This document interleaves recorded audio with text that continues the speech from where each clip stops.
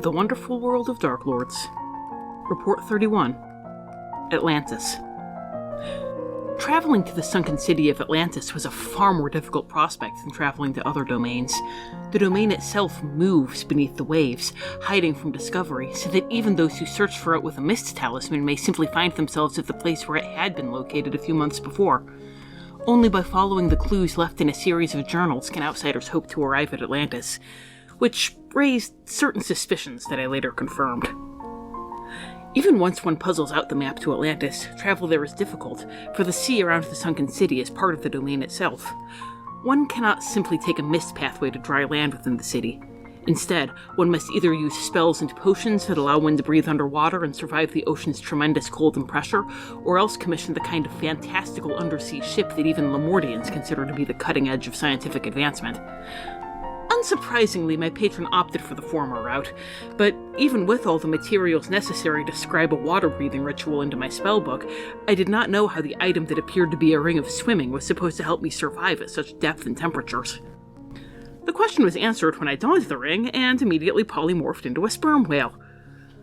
Using what I had memorized of the Shepherd's Journal, I traveled deep beneath the waves, far below where sunlight could penetrate, the darkness interrupted only by the occasional bizarre luminous fish.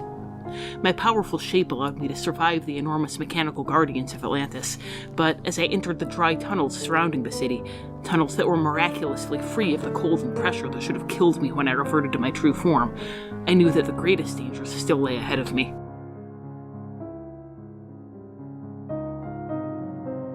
Welcome to Wonderful World of Darklords. I'm Tom. I'm Rachel. And we're discussing how to convert Disney movies to Ravenloft domains of dread, and a lot of you wanted this one. Yeah. Along the way, we'll look at the Darklord, the domain itself, and some plot hooks and adaptation ideas to integrate the setting into your own campaign. Today's episode, Atlantis, the Lost Empire. Boy, howdy. Yes, at long last. Yes. Eagerly anticipated. This is, I remember after Kraken Week, a whole bunch of people came with the comments who were like, are you going to do Atlantis? Please do Atlantis. No. And on our Discord, one of our things in our getting to know you survey was hey, what's their favorite Disney movie? And we got a lot of Atlantis. Yeah. So I won't lie, this is intimidating. Yeah, this is for a lot of reasons by far the most requested. Mm-hmm. And I think part of it is this is probably the most D&D-able movie Disney has ever done that we've seen. Yeah, with the possible exception of the new Haunted Mansion, if you're doing kind of more of a modern paranormal kind of. If you're doing a Monster of the Week or some variation of modern set Call of Cthulhu type game or something But they're not dungeon diving for treasure. This is you don't even need to be it's the most D&D-able, and by D&D-able, I mean playing a role-playing game set in a modern-day occult investigation. Mm-hmm, this is just dungeons, and there are dungeons, and there are mechanical sea dragons. This is, you could basically run this as is in any iteration of actual Dungeons and Dragons. Mm-hmm. So part of it is so D&D-able, and part of it is it's got the huge cult following, which I completely understand why that is the case. It's not my favorite, but I get why people love it. Yeah. There's an episode of the YouTuber Matt Draper, who's really great and has a whole series, does horror movies and does Disney movies, so very much in our wheelhouse. He did that Aliens retrospective. He did the Aliens retrospective I showed you, And he was talking about the Renaissance, and he mentioned this clearly is this demarcation between the 90s and the 2000s. And the 2000s, the movies were just less good and objectively less successful and less good. And shows a picture of all the movies of the 2000s. And then he says something except for the one that you love. That's my favorite too. And then I know for many, many people, it's this is probably second most beloved after Lilo and Stitch of the 2000s. And Emperor's New Groove. I was about to say, third most beloved after. Tom could see me making my actually face. It's, okay. Dear listener, I'm struggling manfully at the moment to not do a long tangent, self-indulgent tangent, which, as you know, is a lot because this entire series is a lot of my long self-indulgent tangent. We've had full episodes that are like Tron that could be described as long, 3-hour-long self-indulgent tangents for Tom. I love you very much. In 1954. Wow. Okay. This is the script. This is live, baby. Disney released the live-action 20,000 Leagues Under the Sea. And it was a super high-budget, super, like, cutting-edge special effects, super successful, like, boys' adventure movie brought to life. Like, very much from that sort of classic science fiction boys' adventure type stories. And they have been chasing that dragon ever since. Like, that is their, like, every couple of years they try to do that. That's probably why they bought Star Wars. That's yeah. That like, every couple of years, like, that made such an impact on people and such a part of their legacy, and it is a huge part of the Disney, like, cinematic legacy, that they had this super successful kind of sci-fi special effects boys adventure story. And you had the 1-2 punch of Atlantis and Treasure Planet. Of them trying to redo it. We just had Strange World, where I think one of the dozen people that watched Strange World, and it you could, you know, if you think about Strange World, you're like, oh, of course, this is in that lineage has that DNA, of Treasure Planet, of Atlantis, the Lost Empire, all the way back to 20,000 Leagues Under the Sea. Incidentally, real quick before we get to the actual episode, I saw the 2000s somewhere described as Disney's experimental era. And I really like that as a value neutral. Yes. This was absolutely them experimenting, like throwing mud at the wall and seeing what stuck, and it turned out none of it. But that's okay, they were trying. It was bold, it was daring. I will take that any day of the week over 100 sequels. So. And, like, Atlantis, I think, is one of the most successful branches of that tree. One of the most successful, like, we're trying to recapture that magic of 20,000 Leagues Under the Sea. And that really hit a lot of people and really, like, got under their skin and became just this beloved thing. And here we are for those people today. At long request. We see you. We validate you. You are seen and you are loved by me, who loves this movie so very much. And saw it in theaters. So, now, after establishing the sort of long, both in the heritage of Disney and in the heritage of our podcast, lineage of Atlantis, let's talk about the first choice we had to make, which I think will surprise a lot of people, because it's not what you might think about who we chose for our Darklord for our Ravenloft version of Atlantis, in a section we like to call The Lord.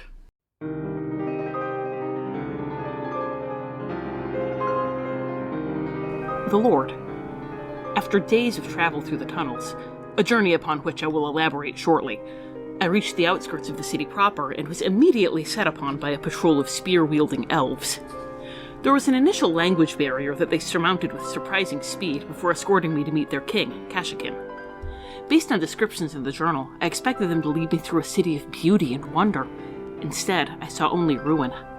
Atlanteans camped in tents on the streets, and the shadow of what once were towering marble palaces now were crumbling vine-covered ruins.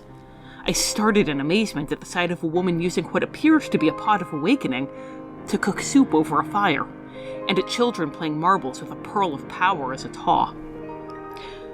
My surprise only grew when I reached Kashakim's throne room, for I had never seen an elf so ancient that the years were visible even on his nigh immortal body. His welcome was cool, but not hostile, and over dinner he explained the plight of the Atlanteans. In his telling, thousands of years ago, the gods had become jealous of the Atlantean Empire and smote their capital city beneath the waves. When they survived, the gods cursed them, causing them to slowly forget their talents, their magical abilities, and even their written language. Only outsiders, who had not been cursed by the gods, could help them to recover their former glory. He admitted that he had sent out the Shepherd's Journal and others like it in order to bring fresh blood to Atlantis. As I listened, I found myself faced by two possibilities. Perhaps King Kashakim and his people truly were innocent victims of some vengeful being of cosmic power, and his ability to escape this being's wrath through the equivalent of a message in a bottle was a goad and a torment to it. Or perhaps the jealousy of the gods was just retribution, and admitting outsiders was a necessary sign of humility that might allow the Atlanteans to begin to break their curse. Either way, helping them seems to be the best way to learn more about this domain, and might even do some good in the bargain, so I agreed to demonstrate use of the various magic items I had seen.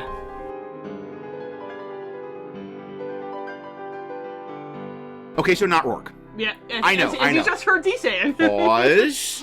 Collect yourself. Yes. Lift your hands off the keyboards about to write us angry comments about how it should be Rourke. Yes. Like, Rourke is a fantastic villain. He's so good. Rourke is a phenomenal villain. We got plans for Rourke. We promise we're not gonna leave him to the side. Mm-hmm. We're going to do stuff with him. There's a Ravenloft NPC who I love, who he maps onto perfectly, and they would totally make out. And we'll get there. We'll get there. But he does not work as a Darklord. No. Like, this was like just a random Dungeons and Dragons setting. We could absolutely make Rourke kind of the main villain. But this is specifically Ravenloft, and we need a specific Darklord, and Rourke is not a great Darklord. Mm-hmm. And this actually has a lot of parallels to, hopefully, if you've been listening for the last couple months, similar things said about Shan Yu. Yes. That Shan Yu is an amazing villain that we both love, some of us more than others, and in other ways. But that is like Shan Yu, he's so much an interloper into Atlantis. Yes. Like, the Darklord needs to be the sort of thematic keystone of the setting. Everything comes out of the Darklord. They're sort of the star that the whole setting orbits around. And that's, if we want Atlantis to be the setting, the whole point of Rourke is to be an interloper. Yeah, and the thing, because we thought about this, we were trying to make Rourke the Darklord, and we just couldn't make it work.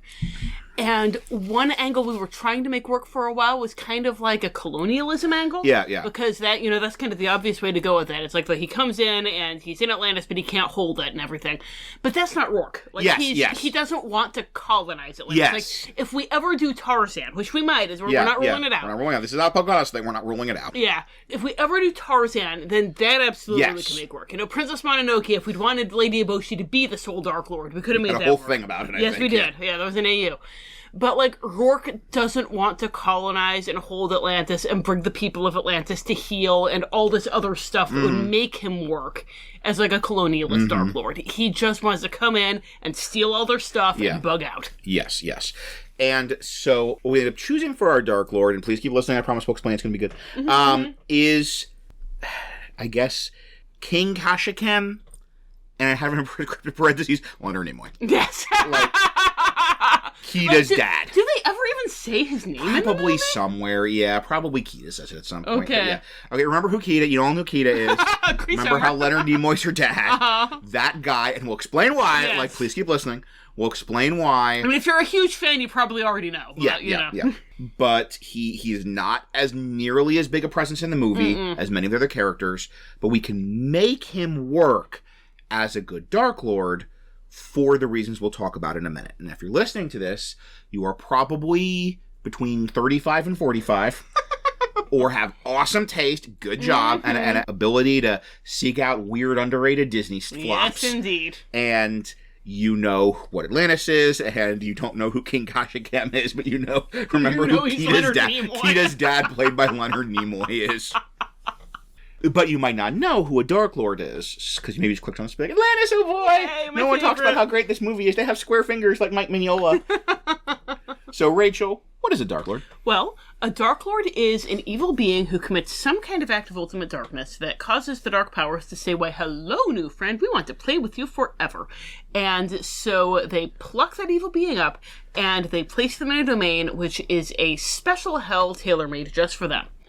There are some really great Darklords. There are some really not so great Darklords. So we are going to talk about the 4 qualities that separate the Strahd von Zaroviches from the, I'm sorry, I'm going to pick on you again, Uruk von Karkovs. Poor Uruk. Poor Uruk. What did he ever do to you? So the first quality is that act of ultimate darkness, to do a specific evil thing that draws the dark power's attention. And in Strahd's case, it was that he killed his brother because he wanted to get with his brother's fiancée. Our second element is what they call in Van Richten's Guide to Ravenloft, the Torment. Because we're a Disney podcast, we call it, they got what they wanted, they lost what they had. And in Strahd's case, it's congratulations, your brother's out of the way, you have eternal youth, so you're not too old for Tatiana, but you're too Strahd for Tatiana, and you always will be. Our third element is an element of tragedy or relatability. They're not just evil for the sake of being evil, there's something about them that makes us wince in sympathy, and in Strahd's case, it's that unrequited love really sucks. And then our final element, and this was a big reason we couldn't do Rourke. Also Torment, because that guy's living his best life. No, everything's great. Everything except active ultimate darkness is why we couldn't do Rourke, honestly. But the domain reflects the Darklord and their curse in some way. Yeah, that's as we said, he's just such an interloper. Yeah. So Strahd, like Rourke, is not the Darklord of an undersea city that's looking back on its days of former glory. He's the Darklord of spooky gothic Transylvania vampire land. And the domain is a boring mud slump because it reflects that curse of loneliness. He'll never be with Tatiana. He's cursed to be lonely forever because he won't be with her. He killed his brother, who, was kind of like an intellectual equal to him, so he chose not to be with him. So he's stuck with all these boring peasants, and he's going to be bored forever. So, King Kashakin, who is a character in this movie, who is Leonard Nimoy, who is Keita's dad. We're going to probably say the king from here on out just to make things simpler. Yeah. But just remember it's Leonard Nimoy, Keita's dad. I might call him Leonard Nimoy. Leonard Nimoy, Keita's dad. Possibly multiple times. Yeah. So Leonard Nimoy. Galvatron. Yeah. It is... It kind of... Like, it's not in the foreground of the story. It's not in the things a lot of people probably find most memorable. But in the backstory... If you're watching this movie looking for our Darklord, looking for our Ravenloft story, he actually makes a great Darklord. He does. With a few tweaks here and there. Yeah. As with a lot of these, we sometimes have to tweak them if we're not having the full-on villain of the movie be the Darklord. We have to make these tweaks to, like, with Elsa and Frozen, to make them fit the Darklord. In this case, much like with Elsa, making him thoroughly unrepentant. Mm-hmm. So we are imagining our first one, our Act of Ultimate Darkness. We also kind of have to give the whole backstory, which is, pretty similar to the movie. Yeah. That right there, the fact that I don't have to change much for the backstory really is a clue that this was a good Darklord for us. So we're imagining Atlantis was some kind of elven kingdom, because as I say in the script here, elves make excellent long-lived hoity-toits. They do make excellent long-lived hoity-toits. So some world out in the D&D multiverse, in the cosmos of Spelljammer, the spinning wheels of the astral sea, there was a world with an elven kingdom called Atlantis. And they managed to get this incredibly powerful magical artifact called the Heart of Atlantis. It was a crystal that seemed to be made of living magic and kind of seemed connected to, like, the weave of magic itself. So the elves were able to connect their own souls, their own individual connections to magic, their own ability to use magic, to connect that to the Heart of Atlantis, to get this incredible magical power. This is one of those, like, Laputa-esque, like, floating cities of incredibly advanced magical power, like, basically... This movie was totally in conversation with Castle in the Sky. Yeah, no, it totally was. It's got the crystals, it's got the lost civilization, wow. Yeah. And they believed in their cultural supremacy, and they really had this whole... nobly so oblige, it's our duty to bring civilization to the less civilized peoples of this world. And King Kashakim especially is using the power of the Heart of Atlantis to conquer other nations. So something happened. It was some kind of use of the Heart of Atlantis as a weapon to conquer other nations. Like, Atlantis built this huge globe-spanning empire, and so they did something they never done before, and that's our Act of Ultimate Darkness.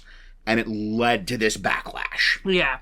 Like, we're being kind of vague here just because they were vague in the story. Yeah. But something with there can be a specific thing that they knew they weren't supposed to do with the Heart of Atlantis, and they did it. That you're not supposed to use it to cause harm. That you're not supposed to use it to, supplant the will of others. Right. Or, they could use it to power their weapons, but he was using it as a weapon itself. Yeah. We can use it as a battery for our laser shooting flying motorcycles, but we can't use it as a laser. Yes. That's a bridge too far. The Heart of Atlantis itself as a laser. And so this use of conquest, it went wrong. The being pulled into Ravenloft is the city sinking. Most of the Empire was lost. The city got surrounded by this force field and sunk into the earth under the sea. And this was also being brought into Ravenloft. Because we get that perfect being brought into Ravenloft. Yes. Like, we're talking about with Encanto, where it's like, this is the moment where the mists rise and the domain is created. So that's our backstory, and as we said, we didn't even change anything. No. Like, that's other than and also they were going into Ravenloft when in the opening scene with little Keita, the Atlantis was sinking into the ground. Yeah. They're bringing in Ravenloft. It's the only addition we made. And then we get to the Torment. They want to lost what they had, and this is taking a lot from what we saw with the movie, where we have this idea of the total isolation, the stagnation, that this is sort of the, really leaning into the idea of the king as this very Atlantean cultural supremacist. Yes. That this is the torment, the ironic wish fulfillment of a cultural supremacist of, no, you just get to have this little bubble of just your people. This is, you just get to be the, little colony of white influencers from the episode of Doctor Who, Dot and Bubble. Like, you get to just be Atlantis for the Atlanteans, whereas completely cut off from the outside world, no interaction with the quote-unquote lesser peoples, and it's this total stagnation. Yeah. And their lives are extended, the connection to the crystal, their life, also general elf stuff, their lives are very long, but they're in this total stagnation. And this is what we kind of see with Atlantis. Atlantis is supposed to be about that you had this culture that was trying to build an empire and rule over the world that then sank and is now in this state of deep stagnation. Yeah. And so as part of the backlash of the sinking, they can't use magic anymore. And that this is kind of our version of the equivalent to losing reading, except it makes sense. Is it nonsensical? Yeah, apparently, and all of you who are huge Atlantis fans already know this, but for the filthy casuals like me, I do like seen the Viking deleted scene. I do like Atlantis. I want to be clear. This isn't the Tron thing. I do. I love you so much. Thank you, honey. You're welcome, Thank darling. you for Tron. I do like Atlantis. I'm just like, I saw it and I wasn't like, oh, now I need to seek out all now this is in my brain stuff. forever. Yes. So apparently if it was in your brain forever as you were seeking out the supplementary stuff, then you know that, like, originally there was a different opening scene and they had it animated and everything. Yeah. And then when the animator said, oh, crud, I have a really good opening scene and it's way better than the one we have. And it was the whole, everything with Kita and her mother and that. And the directors were like, oh, heck, that's much better. But that also means that for some reason they randomly forgot to read after a couple thousand years. Because it was originally supposed to be that these were like the very far descendants of this, previous culture. In which case, forgetting how to read and use technology made sense. Right, yeah. But it doesn't in the movie. But here there's magic and curses, so it makes sense again. I feel like if I were in an underground city full of English inscriptions, it doesn't matter how many centuries are going to go by. I'm not going to forget how to read English when I'm seeing written English every day. Yeah, yeah. But as a curse, as a punishment from the heart of Atlantis, makes perfect sense. Absolutely. And also even specifically because there is that sort of magic spell casting as like a thing on your character sheet that like, that's getting erased. Yeah. So we're saying this curse, it's happening over centuries. They can't read leveled spells anymore. They can't operate magic items that use leveled spells anymore. They're getting to the point where they can still do cantrips using the crystals they have. Those are which are like little, batteries from the heart of Atlantis. They can use those as spell focus. Like, it works really well with D&D mechanics. It does. That they have these crystals that count as their arcane foci. So, like, we see, Kita does a healing on Milo's hand. Or she turns on the lights. Like, the family goes into the house and they hold up their crystal and the lights turn on in the house. Yeah. So, like, they can do a couple cantrips. But, like, in another century, they won't be able to do that anymore. Maybe it's even like they can do the cantrips, but they used to be able to just do them like that. Yeah. But now they have to, like, concentrate on it. And they didn't have to do that before. And we have a thing we're going to get into more detail later. The king can do more. The king has access to more of the power of the crystal. It's not limited to cantrips. But we'll talk about more when they get into the specific powers of the king. And so our sort of torment is he kind of got what he wanted. He has absolute isolation of Atlantis. But they've lost all of their glory, all of their power, all of their magical energy. And he needs outsiders to make this happen. Yeah. So this is where we're kind of shifting. This is where we're bringing something different. That outsiders, non-Atlanteans, can still use these spells, can still study these, arcane glyphs and use these magic items. So we're imagining the king is actually deliberately sending out maps, deliberately sending out like the Shepherd's Journal. Yeah, because in the movie we see Milo doing it, and kind of in our version, it's not just because he studied the Shepherd's Journal and got familiar with it and knows how to work all this stuff. It's because the curse only applies to Atlanteans. Yes. So if he has just the most rudimentary, basic ability to use magic devices, he can do all the Atlanteans stuff. Yes, he can take the crystal and turn on the flying motorcycle. Yeah. It looks like a branch. Yeah, like if anybody else in that group had caster levels, they'd be able to do the same absolutely. thing. So the king is deliberately sending out maps, trying to get expeditions of adventurers to search for, like, the famous lost treasures of Atlantis. And once again, like in the movie, they assume it's dead. They assume they can just come in and loot the ruins. And then they get captured. And he tries to sort of force them to be operating this magical stuff and studying it and hoping to find some way to restore Atlantean power. But either they die from the backlash of the magic, messing around with really powerful magic items, or he gets paranoid and they end up being killed. Because, explaining to Rachel, like, the problem is it's like, if you're like, suddenly we can't operate guns, so we need to capture people for forced labor to operate our guns for us. Yeah! That's not, like, a sustainable system. No. But we also have some escape. But because of, once again, we need you, we're going to hold you all at spear point to operate our guns for us. Then some of them are eventually going to escape, which we'll loop back to, like, for example, your PCs. So this is kind of our core, kind of ironic punishment, that he wanted absolute Atlantean supremacy, but the only chance he has to restore the glory of Atlantis and their position of supremacy in the world is non-Atlanteans. Yeah. That he is sort of in that isolation, stagnation thing. This is also, we're going to talk more about Kida later, but Kida, we're imagining, kind of like in the movie, is much more open to the outside world. Unlike the king, Kida sees the only solution to this stagnation is to open up to the outside world, to open up to outsiders, to, like, mix with other cultures, and it actually would work if he'd listened to her. Yeah. Like, if he listened to her and they opened up Atlantis to the outside world, he actually could restore it to being an incredibly powerful nation again. But he's a Darklord, so he won't. So they won't. He never learns. Never learns. That's what makes them a Darklord. And that's our big difference. Yeah. This segues into our element of tragedy and relatability, which is the big change we're making. Because a lot of this, other than the whole magic thing specifically, is pretty keeping with the movie. Yeah. But as we said, we have to be, since he's a Darklord, it's the worst version of the king, and he hasn't learned his lesson, he doesn't have any regret. That, like, in the movie, there is a deep tragedy. Yes. Of this person who made a terrible mistake. And no matter how sorry he is, he can't go back in time and undo it. And we've all been there. Yeah. And he is living with that mistake, and he has kind of devoted his life to making sure it doesn't happen again. So in the movie, that's really why he's regretting of outsiders, because he wants to keep the heart of Atlantis buried. He never wants it to be misused. But once again, Darklord, no repentance, no learning from mistakes.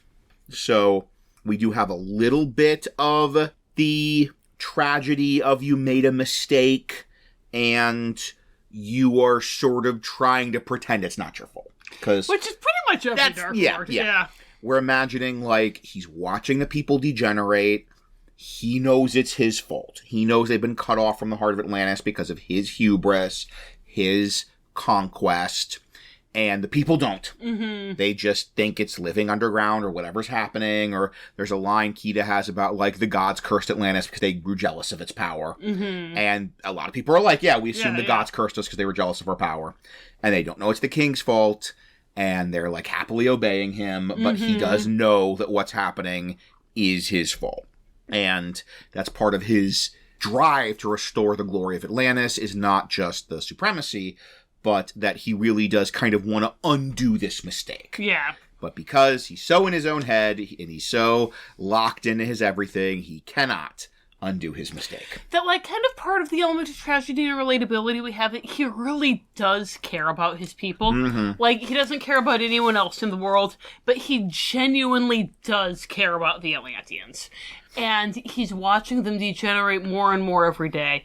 And the only button he knows how to push is continued isolationism, and it isn't working. And why isn't it working? Yeah. He doesn't understand. So hopefully you can feel at least a little stab of sympathy with that basic concept of you made this terrible mistake and you're trying to fix it, but you're still in your own head. That the only thing you know how to do it, like, you haven't gotten to the point of self-reflection yet, where you know how to do anything else other than double down. Because our youngest is on an inside-out kick.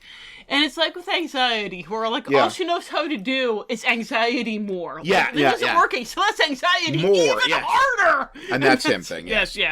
That's racism even harder! He's not one of our more tragic and sympathetic Darklords, but we're doing our best. So then we have the domain reflecting the Darklord's personality or curse, and this is, as we said, the real reason, more than anything else, even the, like, torment, that we picked him over Rourke. Yeah. Because he makes an excellent personification of what we see of Atlantis, and the kind of tragedy of Atlantis in the movie. We're imagining, you have in the movie the whole, like, these giant marble halls full of magical crystal steampunk laser technology with just, like, tents. Yeah. And with people just, fishing and living a kind of, like, almost Stone Age society. That people are using magic items just for, magic bags of holding just as bags. And you see somebody, like, putting a string on a rod of lordly might, using a rod of lordly might as a fishing pole. Or they're stirring a pot of soup, and you look closer, and the stick they're stirring it with is a wand of fireballs. Yeah. And just that this is a degenerated society. This is a people that once had the world in their hands, were the supreme power on their world, and now they are basically degenerated to an almost Stone Age level of advancement. Yeah. And it's kind of fun to do this with this, like, hoity-toity society. Yeah. Because, like, because I know it's a thing that's being reevaluated as being problematic in a lot of, like, sci-fi and fantasy, that the idea of, like, you would have gully dwarves doing this stuff, right? You would have the idea of, like, oh, you found these people, and oh, these silly primitives, they don't understand what this stuff is for. Ha ha ha ha ha, we're playing this for laughs. And the idea that, these guys totally would have been all in on these silly primitives doing this stuff a couple thousand years ago, and now that's what they are. Yeah. And even it speaks to that idea of this sort of xenophobic cultural supremacist of, like, no, you have this perfect isolation, but that leads to degeneration. That leads to stagnation. That leads to you losing everything that made your nation powerful. Yeah. And even the, like, that, oh, these other cultures, they wouldn't be able to appreciate and understand the magical power that we have. They wouldn't know how to use it. Like, none of them could even begin to grasp our magical powers. And so it falls on us to shepherd them and guide them. And now they don't understand it either. And this is, like, we mention the king as a personification of this setting.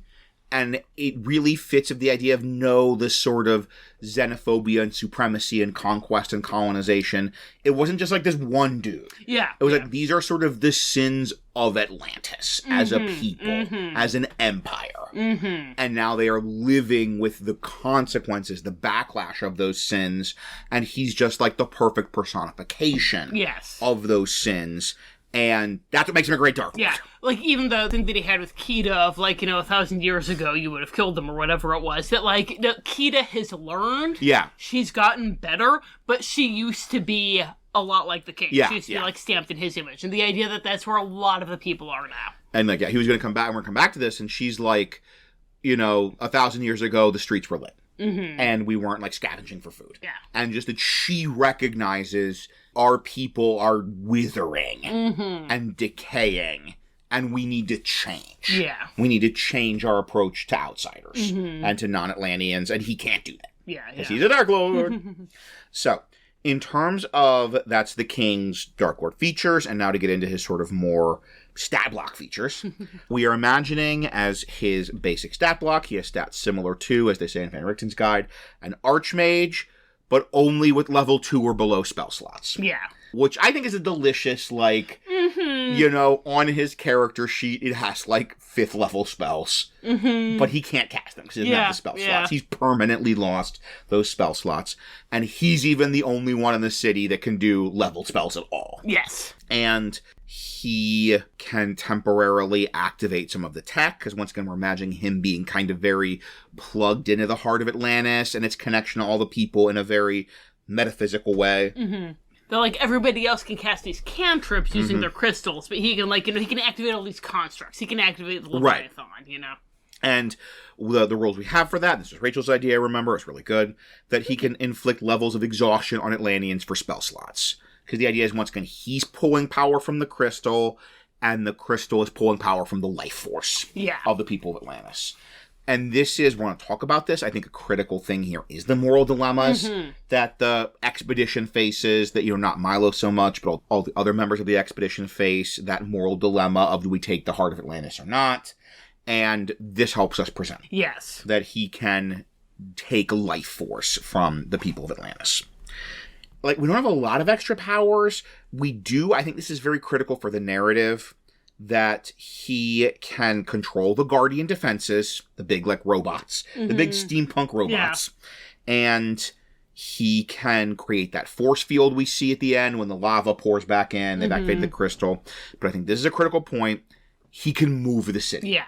And this is so that it stays lost. Yes. Because it's like that whole, once one group of PCs comes back, they have their map, they've been there before, they can lead a giant army to pillage Atlantis. No, he moves it. Yes. Every time he thinks it's in danger, every time any of his prisoners escape and go back to the outside world, he moves the city. And then he sends out more Shepherd's Journals to try and lure more spellcasters that he can control, but then he'll end up moving it again. Yeah. And it was also critical to have that controlling the constructs, controlling the defenses, because we're going to talk about this more, get challenges with the setting. But one of the issues we were having with this was the, like, part of what's thematically crucial with this setting is that they are so depowered. But that also means that if you're coming in at, like, higher than level 4, you're going to stomp all over it. So being able to have those, like, no, he can control these ridiculously powerful constructs that basically can just brutalize your PCs. Activate a dozen iron golems to fight the PCs. Giant iron golems or living statues from Waterdeep. That takes care of a lot of that problem. Yeah. And then finally, the power. All Darklords have the plot device power, closing the borders. And once again, we love when this happens. Yes! We see it. Yes! We see it twice. That he activates the Guardians. He makes a giant force field around the city. You can't leave. You can't come in. If he wants to, he can move the city to a new place.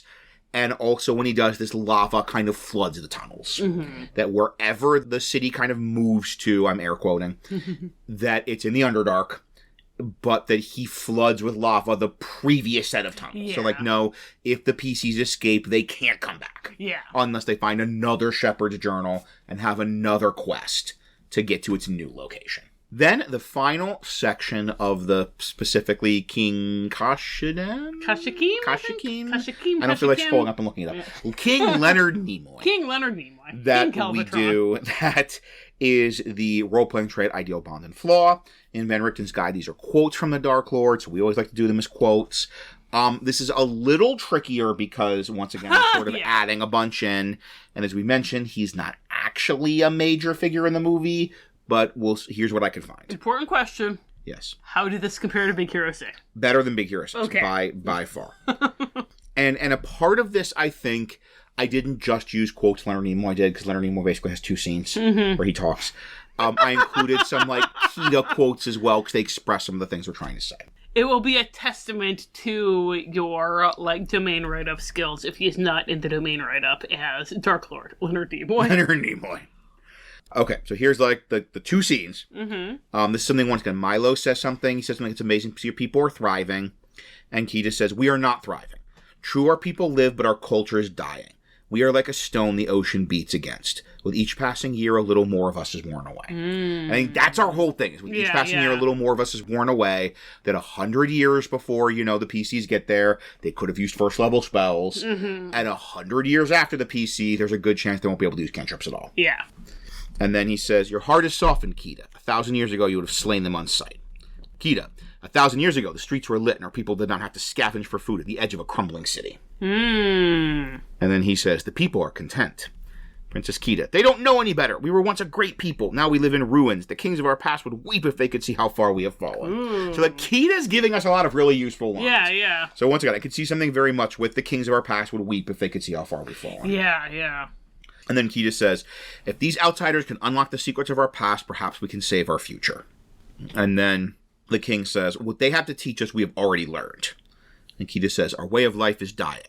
And the king says, our way of life is preserved. Kita, when you take the throne, you will understand. I could see the people are content, our way of life is preserved. Yes. Oh, I love that. Yeah. Yes, I'm making a typity type. I like that a lot, yeah. You know the law, Kita. No outsiders may see the city and live.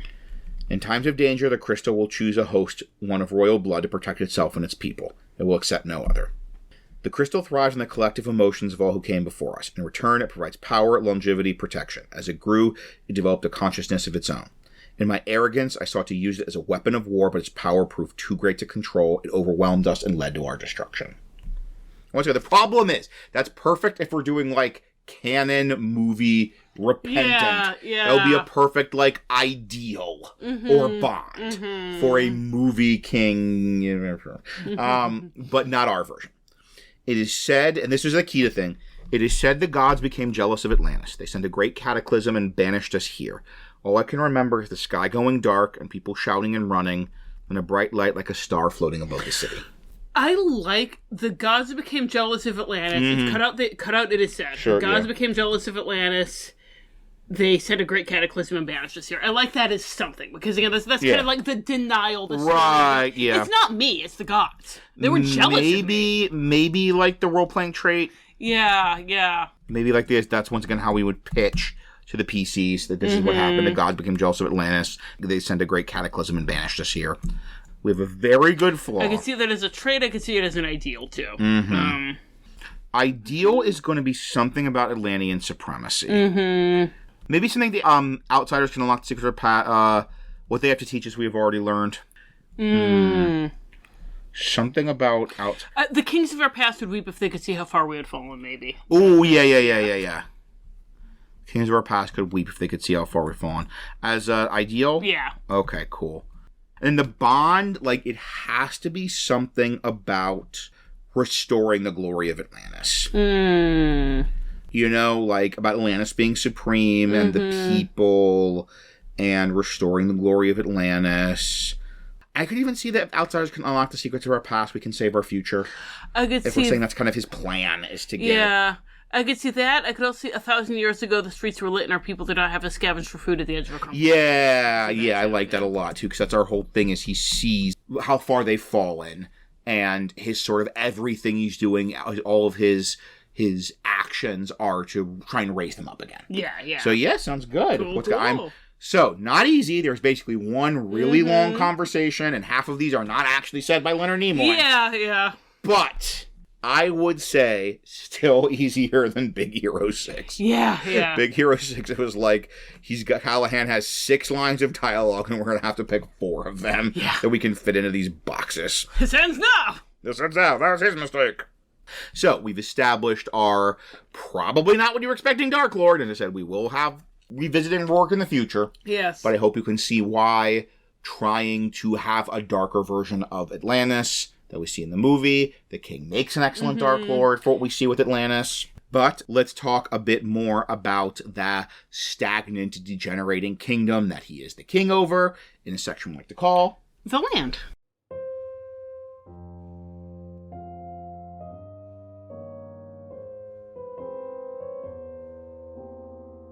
The Land.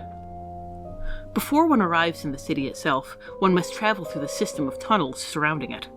According to the Atlanteans, the creatures in those tunnels were once their guardians and protectors, but have gone feral with the wrath of the gods. A host of oozes seep along the walls awaiting travelers, giant vermin dwell alongside their mundane counterparts, and combustible insects called pyreflies can turn a humble cooking fire into a raging conflagration. Along the walls are murals and inscriptions depicting Atlantean history, including several that showed a blue crystal the size of a human. I saw no records in those initial days that belied Kashikim's version of events, but I made a mental note to explore them further. The city itself is a monument to stagnation and decay. Apparently, most of the Atlantean elves were once wizards of such power that magic was an unremarkable fact of life, with even the lowliest peasant knowing a few basic spells and possessing a magic item or two. Now they could cast only cantrips, using crystals that resembled miniature versions of the one in the mural as arcane foci. They had no idea of how to perform any but the most basic tasks without magic. Once they would have repaired those crumbling marble palaces with stone shape, and now that they had to rely on their rudimentary knowledge of masons' tools, they could do little to halt the city's deterioration. Likewise, without the aid of magic items that imitated druid spells, their herds and harvests dwindled with each generation. I had no difficulty using the magic items that they presented to me, and was able to help them with some basic repairs. In doing so, I learned that the claims of a curse were no exaggeration.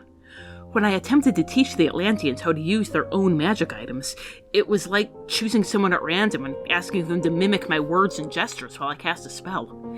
Even if they attempted to attune to the items or said the activation words with absolute precision, they were useless in Atlantean hands. Although some of them attempted to treat me with civility, particularly the princess, Kita, whose warmth seemed unfeigned, most chatted around me in their language using tones that made it clear that they were mocking me. Surreptitiously casting comprehend languages confirmed this, in addition to teaching me more than one colorful archaic elven epithet for humans. I found myself wishing more than once to make a sizable donation to the temple of whatever god struck down their city. In these conversations that they believed to be private, they mentioned other humans who had come before me. Information that piqued my suspicion and alarm, for I had seen no sign of anyone but Atlanteans, and King Kashyyykim had implied that I was the first outsider they had met.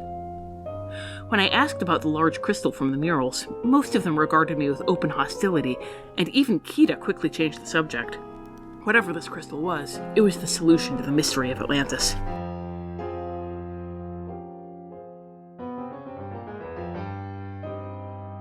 So the land of Atlantis itself, the domain, is kind of two things. Mm-hmm. There's Atlantis proper, which is the big, city. Then there's also the sort of journey to Atlantis, which is just as much a critical part of the story and is a part of the domain. Because you have to have your sub get attacked by Leviathan. You absolutely have to have your sub get attacked by Leviathan, yes. So we'll start with, Atlantis proper. So this is in the Underdark. Once again, I love that Dungeons & Dragons just gives us, it's so easy, but it's in the Underdark. Mm-hmm. And it just covers everything. Yeah. It's on a plateau in a giant underground lake. It's very non-technological. We don't get much of the, locations. We don't see much of the, specific districts of the city or anything like that. Mm-hmm. The idea is it's we see them using fishing nets. We see them kind of have tarps set up for shelters. It's almost like a Stone Age level existence. Yeah. We do see a marketplace. There's a point where we see there's some kind of trade and exchange. If you need a location, there's a marketplace. There is the Royal Palace, mm-hmm. which once again is the very cool water going in where the king lives, and we only really see the throne room, but presumably there's other Royal Palace stuff behind the throne room. We say that all the Atlanteans have these crystals. These crystals have a kind of arcane connection to the heart of Atlantis, and they can use them as spellcasting foci for cantrips. Yeah. Like I said, we see Kita use it to heal Milo's hand. And not just her, we see everybody, as I mentioned, they can use them to light crystal lights in different buildings. Mm-hmm. And we see that in the individual home, the family lighting their lights as it gets darker. But Kita tells us the streets used to be lit. Yeah. That this used to be a much more advanced society. And now they are the kind of really interesting, as you mentioned, core hook of this basically Stone Age existence in the middle of this huge, super advanced magical city. Mm-hmm. Yeah, you could get some really just very eerie imagery out of that. Yes. There is a line in the movie about the elders, mm-hmm. Checking with the elders or talking to the elders or what do the elders think or something like that. So that gives us some idea of a sense of politics. Mm-hmm. It's not an autocracy. It's not the king and everybody else. There is some kind of council or coalition. There is some group called the elders. So you could do kind of political story. Yeah, if you're PCs, you really just want to do a kind of moving behind the scenes, yes. Getting the elders to overthrow King Leonard Nimoy, then they can do that. Yeah, if you're looking for some kind of counterweight to King Leonard Nimoy, then you can pull out there is this kind of council of elders. Mm-hmm. And then we see when they first encounter Kita, she's leading a patrol, and so you can say that, okay, that's Atlantis' army. They have an army, and that that's important because we've talked about that they don't have their magic anymore, and so if you just have a bunch of wizards running around without spells, yes, right. This is going to be the easiest 6 HP, yeah. So, no, now they used to have their spell levels, but now they're all doing their martial stuff. Yeah. And they used to have magical weapons. It used to be that they were like a magical army, and they would, blast you with their magic missiles or whatever. And now they blast you with their fists. But not in a cool monk way, just in a punch you in the face way. And they've got, spears that they cobbled together themselves from detritus they found around the city, because they never had to use spears before. They don't have real spears.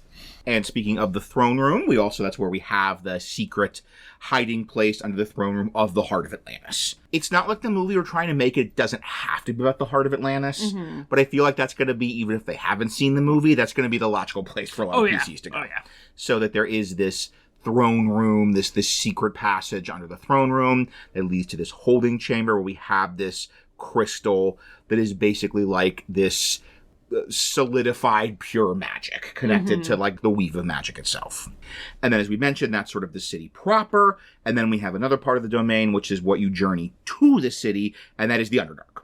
That this is one of the most D&D-est parts of the very D&D-est movie, is we have this group of highly specialized weirdos traveling through dungeons after battling a dragon, traveling through tunnels and dealing with hazards and trying to solve puzzles and fight monsters. And it's just dungeons and dragons. So you can have as much crazy Underdark stuff as you want. The 2014 DMG had Underdark encounters. That'd be a great thing to do here. Any kind of Underdark monsters. Any kind of aquatic monsters. Yeah, you could have aboleths down there, or just, whatever you like. And the nice thing is you've got, some of it is the Atlantean defenses, like the Leviathan. But then you've also got maybe some things that are just, mutated by the Atlantean magic. So it doesn't even have to be everything as an active Atlantean defense that's fine for the Atlanteans to go to. That it used to be safer for the Atlanteans to go further in the caverns. But, the wildlife is mutating. So it even gives you crazy stuff like oozes and gelatinous cubes and whatnot. In the movie, we see the pyreflies. And the idea, we also see these, lava dogs. And they're in a deleted scene, I think, and they're in the animated show. That's sweet. Wow. Yeah, they're like lobsters. They're like dog-sized lobsters that can swim through lava. Oh, wow. Yeah, they're awesome. And so this can be another kind of example of the loss, the sort of degeneration that, they used to be able to go further from the city. They used to be able to push more into the caverns. But now even, those are becoming more and more dangerous, even for Kita and the other Atlanteans. Yeah, and how much you play this up, we'll talk about this in Adventures, but how much you play this up is going to depend partly on how you want to kind of structure the adventure. If you want it to just be a straightforward conflict with the Atlanteans, then you probably really want to have these creatures be more allied with them to make them a tougher threat. Whereas if you want to have all of these different kinds of encounters with your PCs going on, then you might want to have, the different groups. And some are still helping the Atlanteans, and some have split off and are doing their own thing. Watching the making of stuff, they talked about how, everybody was pitching and coming up with cave stuff. Monsters and hazards and basically encounters. And they looked at the storyboards and they were like, guys, this movie's going to be 3 hours long. And it's going to be 90 minutes of cave stuff. Yes, of traps. And that's the great thing is you have, yours can be just session after session after session. Yours can be equivalent to 50% of this adventure is cave stuff. And it's fine. It's D&D. Yeah. And also you have combat against potential things, but also even the great thing is for your more int people, you've got the equivalent of the Milo navigating. So that's the kind of the equivalent of puzzles is here are these Atlantean landmarks and these Atlantean scripts that the more intelligence-based people in your group can be decoding and cracking and figuring out. Maybe there's a giant, Atlantean elevator they need to figure out how to reactivate. And that's a bunch of Arcana checks right there. Yeah.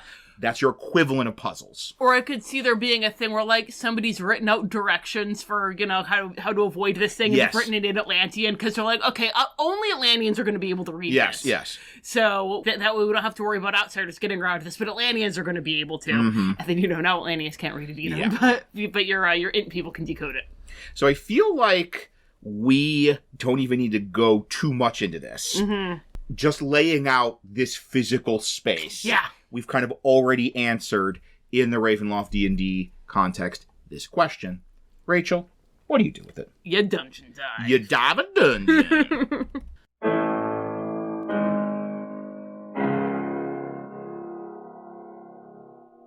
Dread possibilities. When I used comprehend languages to translate an inscription that the Atlanteans could no longer read, Kita was amazed, for apparently no one had read their script in over 1,000 years. She immediately pulled me away from the task I had been doing and took me to a large pool, far beneath which was submerged another mural of Atlantean history that she asked me to translate.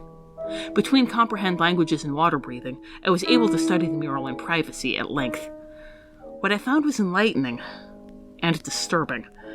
The greatness that so incited the jealousy of the gods was a history of conquest, enslavement, and genocide, and I became certain that any hospitality the Atlanteans had shown would vanish the moment I tried to leave. I also found a far more detailed description of the large blue crystal in these murals. Apparently, it was a power source called the Heart of Atlantis, and I thought at first that it served as a sort of arcane battery powering their foci. The Atlanteans were not wizards so much as warlocks that had this Heart of Atlantis as their patron. However, as I studied the inscriptions further, the relationship between the Atlanteans and the power of the crystal became more complicated. While it powered their magic, it did so by channeling their life force, draining them to fuel their spells. Because the crystal is so bound to the people of Atlantis, it clearly has no practical value to anyone outside of the domain, for it would be powerless if taken from the souls of those who fuel it.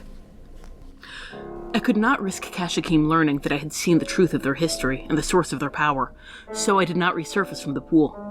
Instead, I dove further beneath the water, seeking a passage that would lead back into the tunnels. A passage that the Atlanteans themselves would have been able to access in the days when they could cast water breathing, but that would be lost to them now. As I searched along the bottom of the pool, I made another discovery that Kashyyykim would have wished to conceal from me. Apparently, the Atlanteans used the pool for the disposal of corpses. I found multiple skeletons, their flesh eaten away by scavengers of the sea. Most of their clothing was rotted to nothing, but I could make out clues as to their origins. A pair of skeletons in the remains of Agrabanian silks, a rib cage clad in the remnants of a jacket bearing the logo of the Society of Explorers and Adventurers, a bit of clockwork so ingenious that it could only be Lemordian. I had found those previous outsiders of whom the Atlanteans spoke, and learned what would have happened to me if they had caught me trying to escape.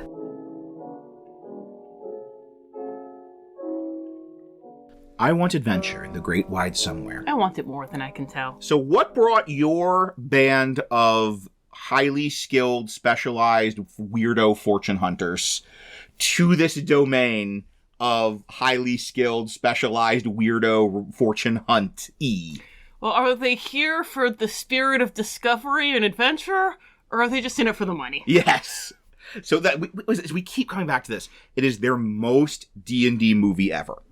And is there a more D&D setup than we found a treasure map? Mm-hmm. So we're hiring adventurers, specialized weirdos, to go into tunnels deep under the earth to follow this treasure map to a great treasure. Some of whom have reasons tied into their backstory that for wanting to go, others of whom just want cash. Some just want cash. Some of them are like, my dream was always to open a shop, my own mechanic shop with my father, and this is going to be the da-da-da-da-da. That's my bond. It says so on my character sheet.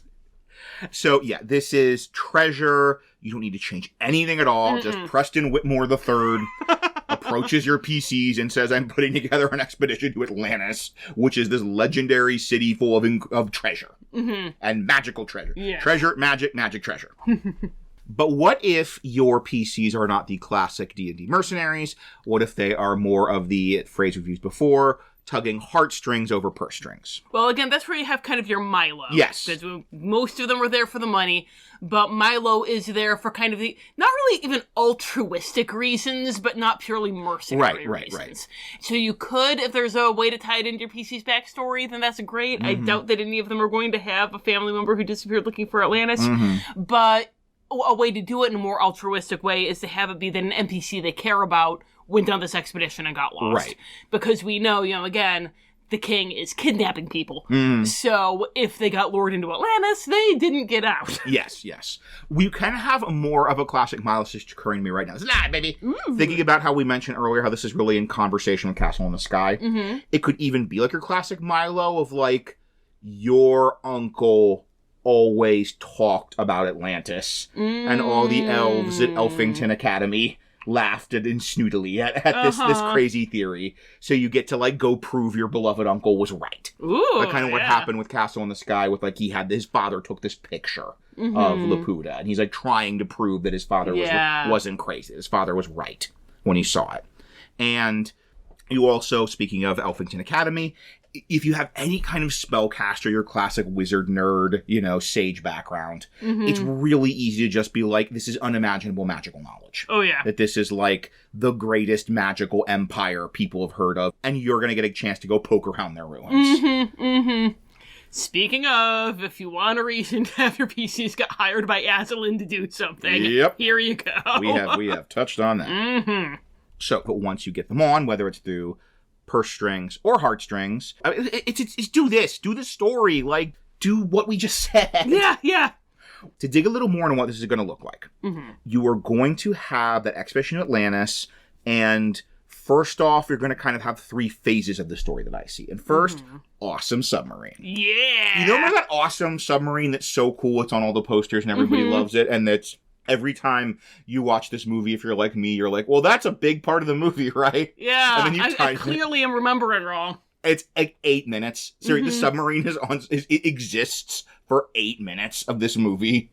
Farewell, dear submarine. You don't need to do that. You can live the dream. You can make the Atlantis you remember, where it's just hours of submarine, of cool submarine stuff. So the submarine, you can have a major part being just like tracking the ruins underwater. You could even do a really cool thing like they found these Atlantean ruins underwater and they're like following an old Atlantean road or like following Atlantean landmarks to get back to where the capital city was. And since you've got this whole idea of you're an enclosed ship traveling through a space that you can't survive in outside without special magical protections, you can really easily use Spelljammer rules. Yes, this is a great place to bring a spell. I mean, that's where you basically have the equivalent of a scuba suit. You have rules for that. Yeah, scuba suit, a submarine. It's just, it's space. It's like the ocean, but with no water. Speaking of, I would bring in a lot of stuff from Ghost of Saltmarsh. Stuff that should have put in Spelljammer from Ghost of Saltmarsh. Like, that gives you a lot of stuff with, like, ship actions, crew morale, events that could happen on the ship. We have this little bit where it's, like, Milo meeting the other weirdos, the rest of the PCs. And, like, the ship makes such a good home base, and this can be your chance to bring, to have that role-playing, to have the group get to know each other. You have sort of not just the Leviathan and then done, but, like, a whole bunch of underwater hazards and encounters to have to deal with. This is another one of those things where going back to that wellspring, that taproot, 20,000 Leagues Under the Sea. Yeah. That you go back to that, look at that, and maybe take some from that. Maybe a big squid attack and have to electrocute the hull. Or go out and stab it with harpoons. You have just a lot to do there. And then you get to a point that's sort of part 1 of this adventure. And then you get to the point where you have to get out. And maybe it's because the sub is destroyed. Maybe it's just because, you get to the tunnels, and the sub can't go in the tunnels, so you have to take the mini-subs. Yeah. And that brings us to part 2, which, unlike in the movie, can be as long as you want it to be. Can be half of your adventure is tunnel stuff. Incidentally, speaking of the sub getting destroyed, I hope that I don't have to say this for anyone, but this is coming from a place of personal pain. So I'm going to say it anyway. If your PCs have invested so much of their time, energy, and money into this sub, please don't destroy it. Have it get damaged. Have the mini-subs go, like, unless it's their own stupidity or just that's the way the dice roll. But, like, don't set out planning to destroy the sub if the PCs sank massive amounts of personal resources into it. The 2024... DMG includes the Bastion rules, and it's exactly good if they've done something the equivalent of a Bastion, where they've taken like personal resources and level up resources and invested them in this sub. Then it has to hang out waiting for them to come back. Like they have to get out and get in the mini subs to go in the tunnel because the big sub won't fit. Yes, but like even if it never really comes up again in the game. you know, they know in the fiction that it's still out there waiting for them. That their glorious glass-sphered sub is still waiting for them. They will return. So you then have that. They go into the tunnels, and you basically everything we're talking about. You have monsters, you have puzzles, you have things to solve, you have hazards to overcome, you know, giant chasms to bridge by blowing up an Atlantean pillar and stuff like that. This in the sub, I would say you can go into the montage time. You could use things like downtime activities to kind of really replicate that of, okay, we're journeying, and then here's an encounter, and then we montage a couple more days of journeying, and then here's like the next stuff in the fork in the tunnel that we need our Milo to figure out which way to go, and we have a couple more days of journeying, like montage journeying. And this is also a great way to get, speaking of like inscriptions on the walls, organically exposition. It could be like your Milo is decoding the journal, or is even finding like carvings on the wall that are giving some of this history and some of this backstory. Yeah. So this is a great way to like give whatever exposition you want to give. Is that way you don't have to get it all from Kita? Exactly, yeah. Kind of the equivalent of him diving in and reading the big, like, the really, really awesome mosaics. Yeah. But like over the course of that tunnel part. Because the really awesome mosaics can be in the tunnel. And yeah, this is the purest Gary Gygax style. You got tunnels to explore and map and overcome. And you even could have that whole resources. Like, here's what food we have. Here's what water we have. Here's what hirelings we have. Here's because faceless, they absolutely had hirelings. Yep, gas mask wearing faceless goons who we can have help us with stuff, but they're like getting eliminated if we are doing badly. That's one of our things we're losing. Our meat shields, our canaries in the coal mine. You know, we could have it even great, like, okay, this crisis happens and we're running low on water, and our Milo finds a thing about an underground lake. And so do we veer off down the corridor and fight a, you know, swamp kraken or whatever? Yeah. And in return, we get to refill our water supplies. And that's cool. Gary Gygax approved. Yes. So, as many stories as you want on the route. And this is a great place to build up, as we said, those relationships between the PCs. Like, how is this group going to coalesce? How are they going to come together? And that's really important because that's going to be a big thing going into part 3, which is actually in Atlantis itself. Yes. You get to Atlantis, and you get captured, once again, just like what happens. And maybe you're full-on captured and put in the gun, and put in the gun mines. Yeah. Or maybe King Leonard Nimoy tries to use the carrot first, right? Yeah. He tries to, like, oh, you could help us, we welcome you, you're our guests. This even will be really good, like, if they haven't gotten the full exposition, or you know, if the exposition isn't there because you want to spring stuff on them. Right, yeah. And they've seen Atlantis, and they're like, oh, yeah, it's King Leonard Nimoy. Like, he's so wise. got a heart of gold. Yes, love it. Then, you know, he gives we've fallen so far. We need your help. Please help us. And really, really pulling on those heartstrings. Maybe offering them a reward. He's not going to give them a reward to pull on those purse strings. Yeah, and then. Right, he's especially interested in these spellcasters in the party. He's asking them to tinker with the magic items, like try and figure out how to activate them. Maybe try and show some Atlanteans how to use the magic items. But it's something happens that the walls close in. Yeah. You know, we mentioned back in our Jungle Book episode with King Louis. Yes. And that whole, like, thing I read about that scam, that tourist scam in Greece, where, like, a guy will, you know, befriend you and take you to a bar and everybody's being really friendly, and then the check shows up and the smiles disappear. And then the smiles disappear. Yes. And then suddenly you're not in the sweet palace rooms anymore being given bowls of Atlantean grapes. You're in the dungeon. Yeah. Suddenly you've noticed that Dracula's always locking the doors, and he's having you write letters dated to several months in the future.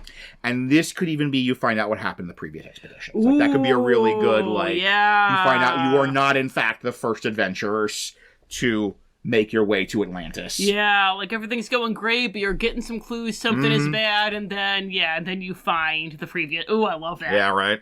And then that brings to sort of where the story's going, which is escape.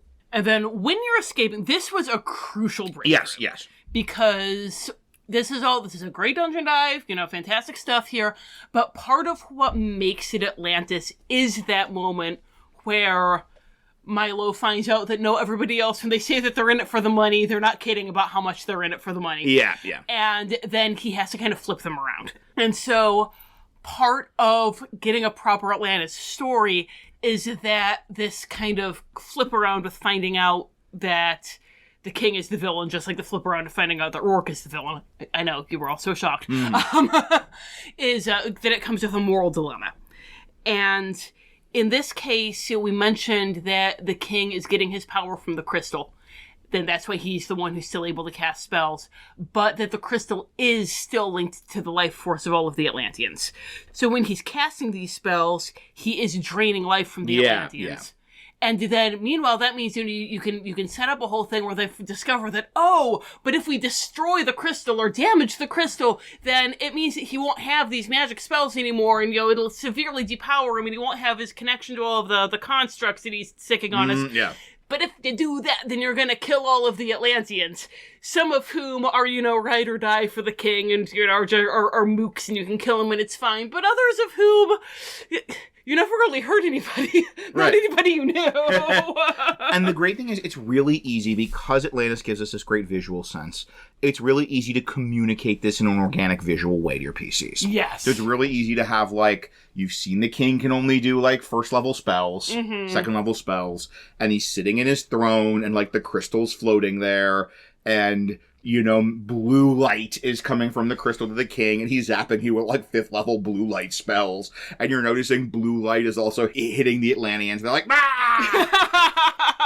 And, getting, withering as the blue light hits them and channels that energy. It's super easy to communicate visually, which means it's super easy for, the players, without making any arcana checks, but, I bet if we do this, it'll stop this from happening, which players love doing. Yes, they do. Players love noticing, there's this green jewel on the idol, and the skeletons attacking you all have glowing green energy around them, and being like, hey, smash the jewel!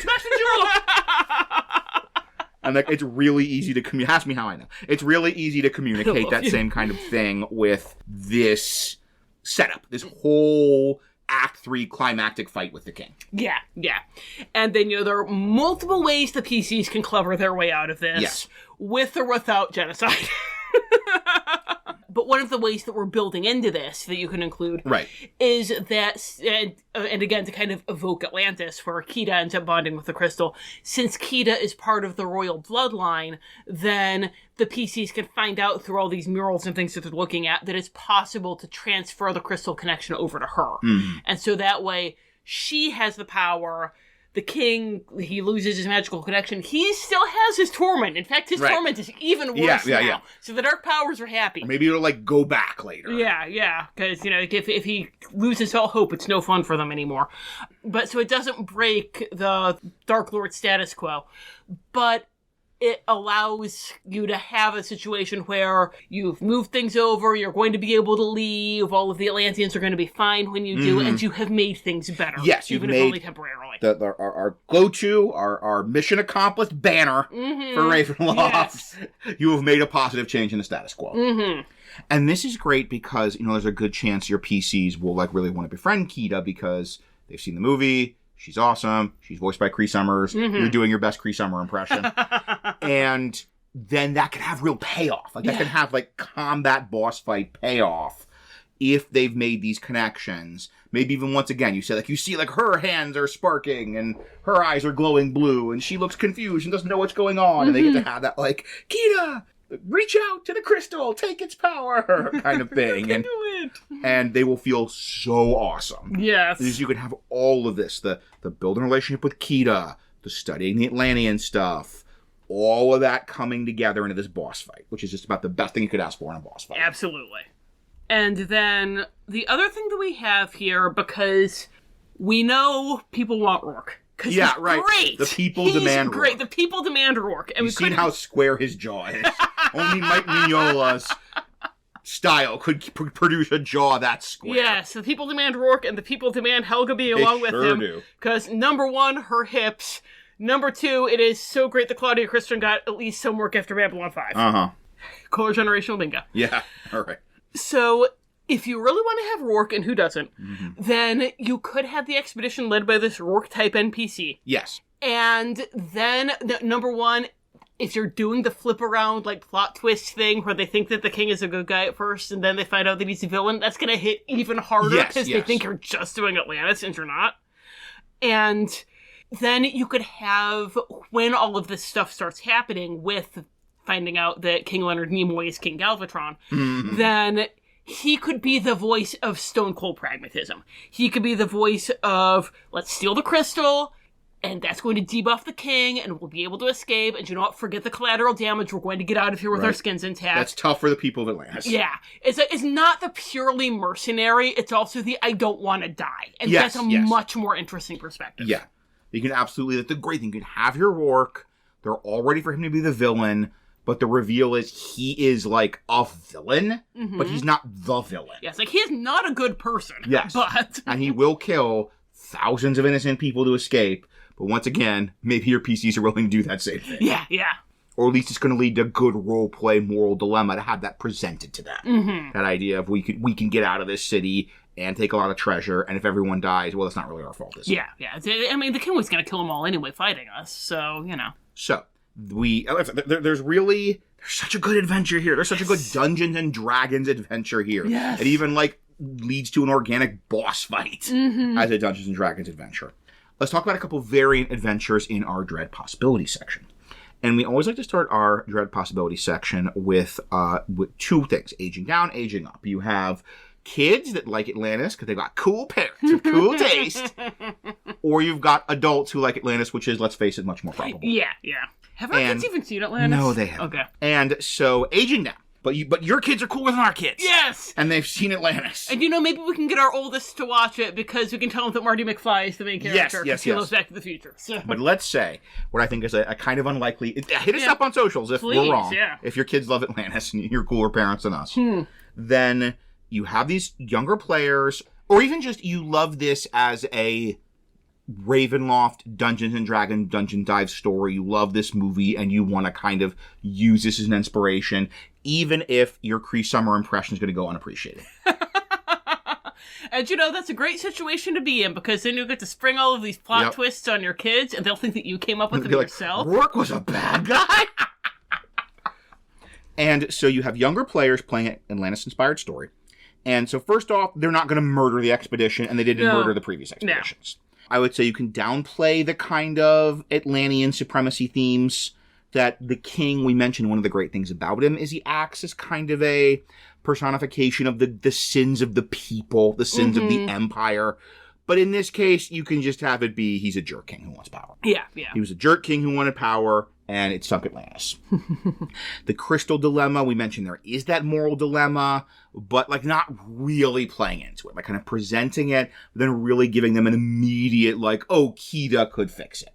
Yeah. Or even just, I mentioned the king sitting on the throne, channeling the blue energy and being, if we could just get him off the throne. Yeah. Like, give them... The idea of the dilemma is there maybe isn't the obvious win condition. There's an obvious win condition. Like, with kids, you don't want it to be a dilemma, you want it to be a puzzle, and they can solve it. Exactly. Yes, that's a great analogy. Thank you.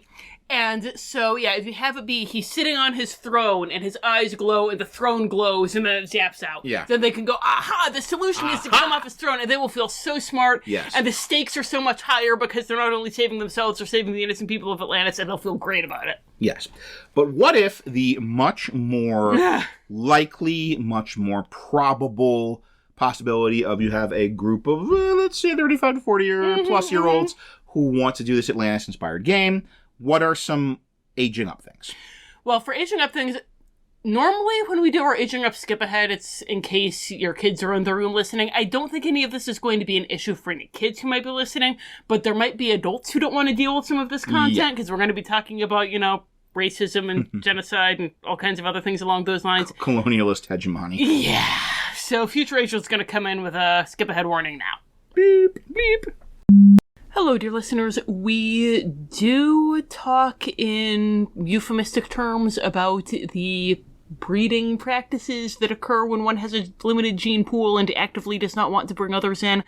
If you don't want to listen to that, or if you just cannot deal with racism, slavery, xenophobia, genocide, and colonialism today, then you're going to want to skip forward about 4 minutes. So, yeah, for aging up, as always, the opposite of aging down. Yeah. You probably could have written this one. Session zero it. Uh-huh. Session zero it. But if your party's cool with it, then you can play into the supremacy themes more.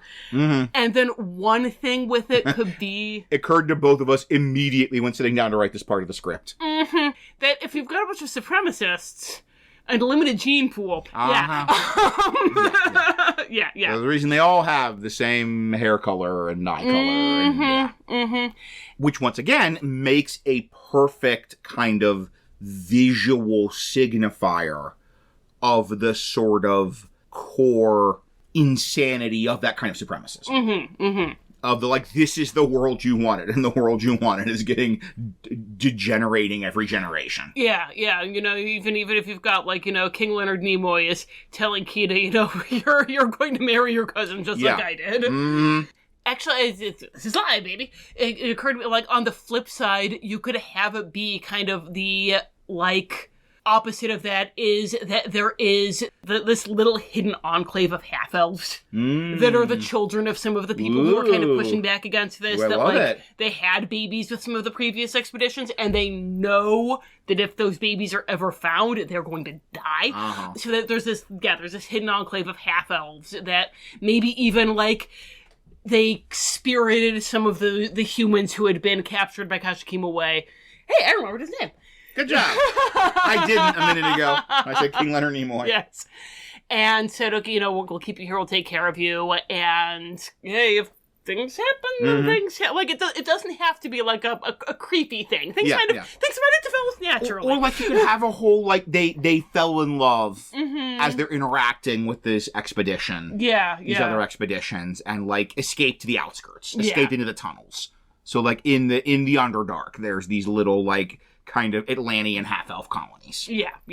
You could also have, if your PCs are up for this kind of moral grayness, then you could have Kida being kind of casually racist at first, and she has to learn to not be racist. I know there are going to be some players for whom, if she's even a little racist, it's going to be a no-go, and I understand that, I respect that.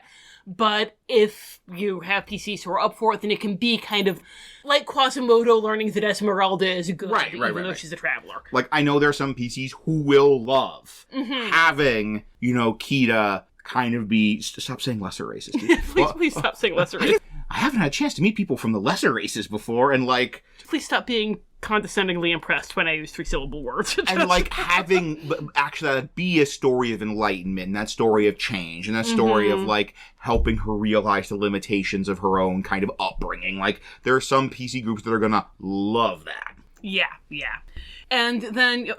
when we're talking about the previous expeditions and what King Leonard Nimoy is planning to do with the PCs, we're being delicate and we're saying forced labor and forcing them to do stuff. We know what forced labor is. Yeah. So, like, there's a word for forced labor. Yeah. So he is enslaving the people who come to Atlantis. And... since Atlantis does have all these classical antecedents, you can have a thing where that's baked into their society from the get-go. Like, this is not a new thing that the king is doing. This has always been... taking non-Atlanteans and forcing them to do labor. Yeah, that's always... And in fact, you know, from his point of view, it's great because he's giving them the glory of Atlantis, and I'm going to stop right here. But, yeah, you know the kind of thing we're talking about. Yeah. And once, as we mentioned, that's the great thing is that's really easy to play into the Atlantis, the myth, coming from that, like, Greek society. Yes. So we always have that aging down, that aging up, but with Atlantis, we have kind of two other AU possibilities to present. And one is based on Milo's Return, or whatever it was called, the very dip in animation, direct-to-video sequel. You watched this, yeah. I didn't. I came in while you were watching it. Yeah, and you were like, good lord, that's... Wow! Holy banana pants! And this is, for those of you who are not hashtag 90s kid, this is part of that thing where they would pitch animated shows based on some of their movies. And they would always say, like, all right, we're going to do, like, the first 3 episodes. And then if we don't get picked up for a show, we can at least make that a sequel movie. If you were not a hashtag 90s kid, that's what they did with Moana too. Yeah. Time is a flat circle. Disney is a flat circle. And so, like, there was, like, I think Little Mermaid 3 was just, like, 3 episodes. Like, Ariel tells stories Is that the one about her with Ursula's time. crazy No, sister? that's Okay. 2. That was at least a movie. Okay. That was a movie straight on with, like, a story about their daughter. I want to say his name Melody. And, Yes, but then they did 3, and 3 was like, Ariel tells stories about her time in the blah, blah, blah. That is a dead giveaway, by the way. If it is like, Belle tells stories about her time in the blah, then that is a dead giveaway that this was a potential show that they were just stringing episodes together. Yeah. And so Atlantis 2, Milo's Return, or whatever it's called, that was 3 episodes of a potential show that they made into a movie.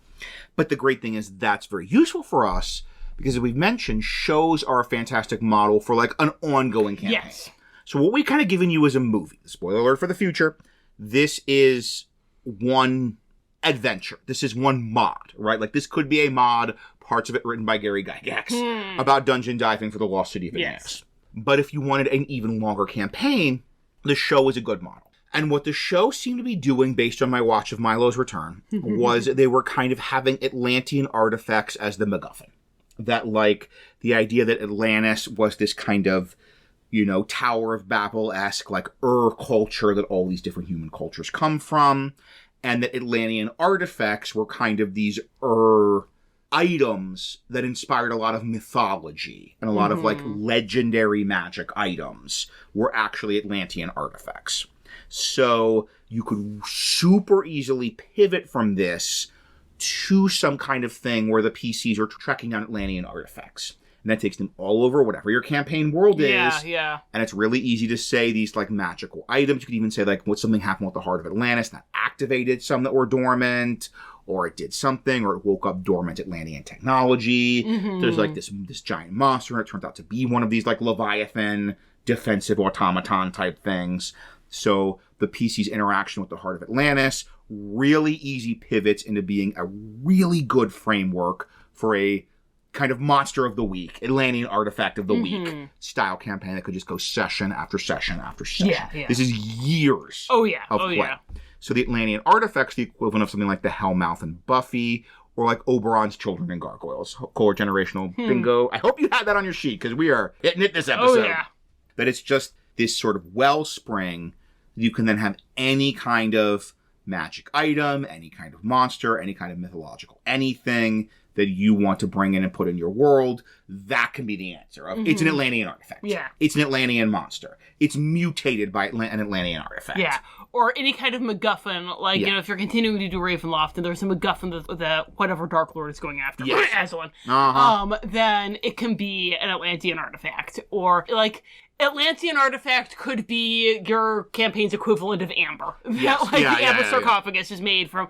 Oh, the Atlantean crystal could be amber. Ooh, I love it. Yeah, love it. If you want to tie it in that, Yeah, if you want to tie it into Ravenloft, like, have it be that, like, Atlantis is baked into Ravenloft, then the crystal could be made of amber. Or, like, anytime you have that great visual signifier like amber of it's blue glowing crystal. Like, it's a glowing blue crystal. Anytime you can describe something as having a blue glowing crystal, or, like, blue glowing light. Like, oh, Atlantean. It's Atlantean. Oh, that monster, it has this blue glowing light, is clearly mutated, has some kind of connection to Atlantean artifacts. To the Heart of Atlantis. So, we are imagining, spoiler alert, this being a kind of single mod, but Milo's Return does give you a great structure for a much wider campaign.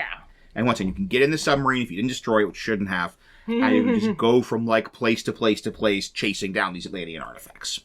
And then we have one other alternate universe I want to offer in this episode, and that is related to... A lot of times this is described as Disney's great steampunk adventure movie. And if you hear steampunk adventure Dungeons & Dragons, you should be thinking of a particular setting. And so let's make another visit to Tom's Eberron Minute. Yeah!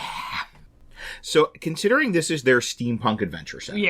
That there is an obvious sort of steampunk adjacent D&D setting. And that's, as the name of the segment implies, a minute of Eberron. And, like, just having a big submarine, like, in theory, you could have that in, like, Forgotten Realms or whatever, but it feels right in Eberron. Or Spelljammer. Or Spelljammer, but especially Eberron. It feels right to have a big submarine that you're going into to be fighting a big, like, magic tech mechanical Leviathan. Like, that's such an Eberron moment. But Eberron does have its own history. So it's not as easy to just say, like, oh, there was this thing called Atlantis. That ruled over everything. There is this very specific kind of prehistory. And in Eberron, there's sort of 2 points of that history that I think could be really useful. Now, of course, you can always modify the history as much as you want. You can always say in my version of Eberron history, there was this elven empire called Atlantis that ruled over Eberron at some point in the past and then sunk.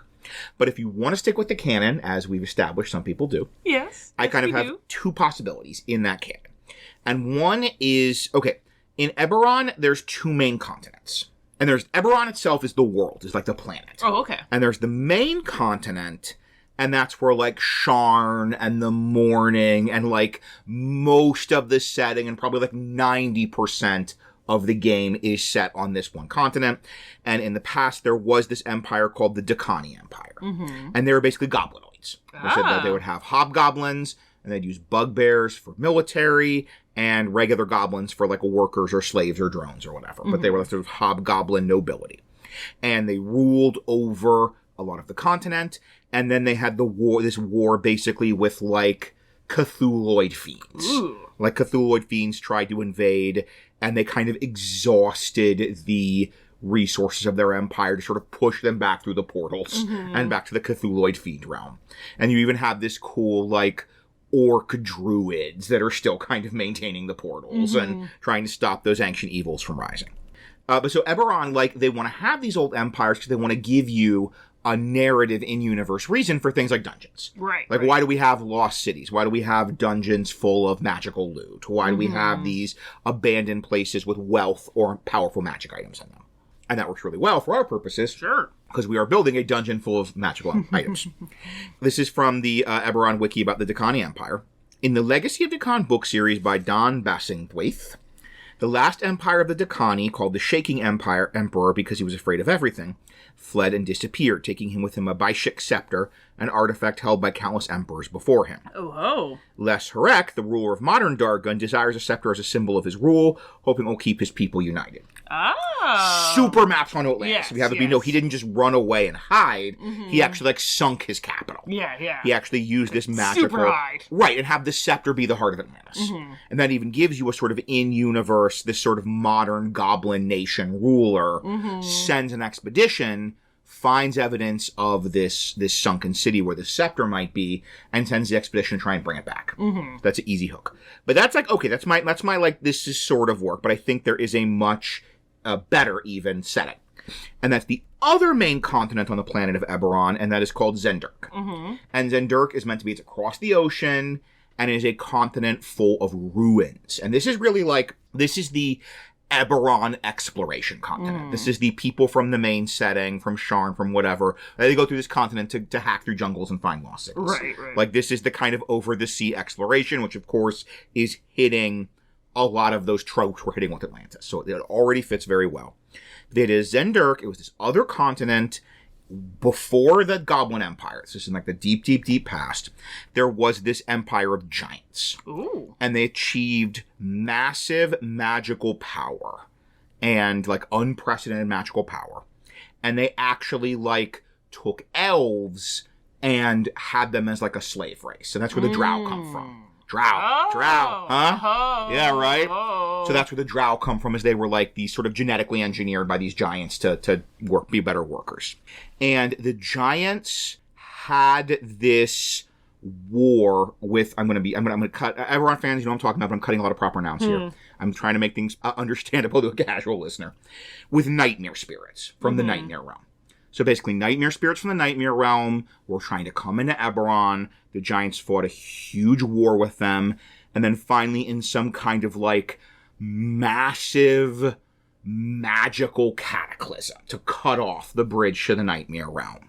They sealed it off, but part of the continent sunk. So you even have a sunken continent. Yeah. Yes. And the Empire was so weakened by this that the elves rebelled. And then a bunch of other wars happened, and the Empire ended up collapsing.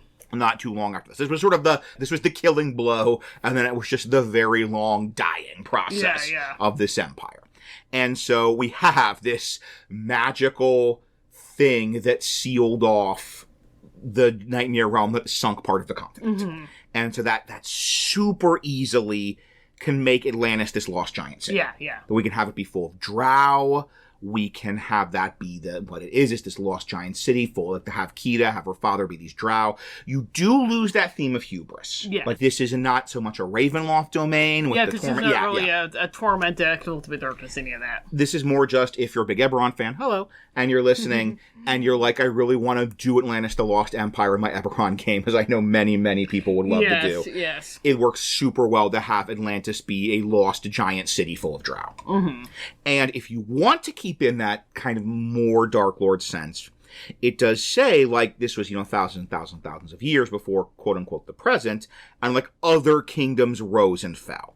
So you could have it be that Atlantis was this drow kingdom that found some of this magical stuff and tried to conquer the rest of the continent. Yeah. Or the rest of the world. So you can still preserve that, if you really like our story about this being the hubris of King Kashadem, I think I said the name right, and King Leonard Nimoy, and you really like that story of this empire that fell to its own hubris and its own superiority, you can work that into that history. And then they'd even worse with, they know how bad this is because it's been used against them.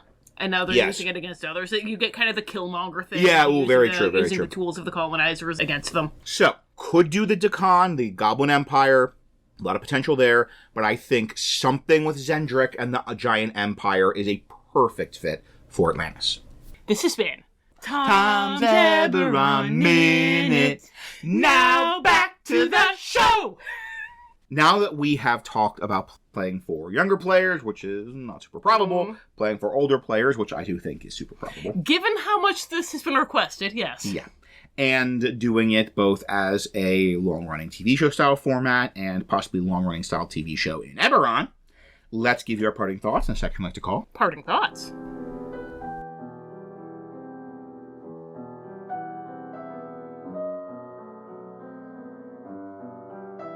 So the first thing we like to do in Parting Thoughts is talk about the genre of horror that we see in this setting. This is from Van Richten's Guide to Ravenloft. They have a section about the different genres of horror, like good monsters, good aesthetic signifiers of those genres. It's a fantastic section. And we had a lot of trouble last session. Yeah, it was difficult to come up with the. This, I think, is not the case. No. So I can think of two. I could only think of one. And they both start with the same letter. So why don't you start with what one you thought of, and then we'll see if it's one of mine, and then what else starts with that letter. Disaster horror. Disaster horror! Yeah. Yes. I was working on the write-up, and I almost did the just writing disaster horror out. That this is a post-apocalyptic society. Mm-hmm. I know now what your other deal one is going to be. And I did think about that one, but the disaster horror is so, like, the fact that they were this, on top of the world and now they're back in the Stone Age. And, like, everything we've been describing about, like, the ruins. And the creeping, like, doom creeping in on them from all sides. The degeneration. That line Kida had of the whole, like, we are a stone that the waves beat against. And, like, every year more of us is worn away. I forgot about that line. That's disaster horror. Yeah. That is a post-apocalyptic line. Mm-hmm. And my other one, also starting with D, was dark fantasy. Yeah, it does have a lot of magic. This is like a high magic game. So. And even it's a high magic game, and even the idea of the hubris of the wizards. Yeah. The hubris of the wizards causing the disaster. Mm-hmm. And even, like, especially if you really want to kind of dig into the heart of Atlantis, if you want to have this sort of, like, the ending of Atlantis, the movie, the stuff with Kida becoming the crystal, is very dark fantasy. Yeah. If you want to do, like, just full-on Conan, these hoity-toity wizards. Yeah. Pampered hoity-toits, then there's not Robert Howard in this. Yeah, I think just especially the disaster, this is a post-apocalyptic setting, but especially because it's all about the sort of magic that was their civilization and the fact that it was the hubris of those. Like, that, I feel is a very dark fantasy theme. I can see that. The hubris of magic users. Yeah. Like, you kind of had this with Forgotten Realms, where there was the Nethril Empire, which now I'm realizing was kind of his version of Atlantis / Castle in the Sky, which was this sort of floating super magic empire with the floating cities. And then once again, their sort of hubris caused them to lose that magic, and the cities to all crash. And that's very much Forgotten Realms Atlantis. So, yes. So, definitely capital D, capital H, disaster horror, lowercase d, dark fantasy. Yes. Kind of the opposite of Sleeping Beauty, where I think we had those same genres, but the other way around. So, the next thing I have to talk about, which I've already said multiple times, is what is the best kind of game to run in this setting. Because you have some domains like Barovia, Curse of Strahd, that can run a Curse of Strahd level 1 to level 10. Just years and years and years. You know, I'm on the Curse of Strahd Reddit, and I see people being like 2 years, two and a half years, 3 years of play, and they finish Curse of Strahd. Yeah. And there are other domains like Valachan. Like Valachan, yeah. Where it's really there for one specific adventure. I was thinking that you could have the Heart of Valachan be linked to the Heart of Atlantis. So I like it's fresh in my mind. So, yeah, Valachan, you go, you get captured, you do the Hunger Games. You do most dangerous Hunger Games. And that's the adventure. And a healthy Ravenloft ecosystem needs both of these. Like, neither of these is superior to the other, but it's worth pointing out which our domains are.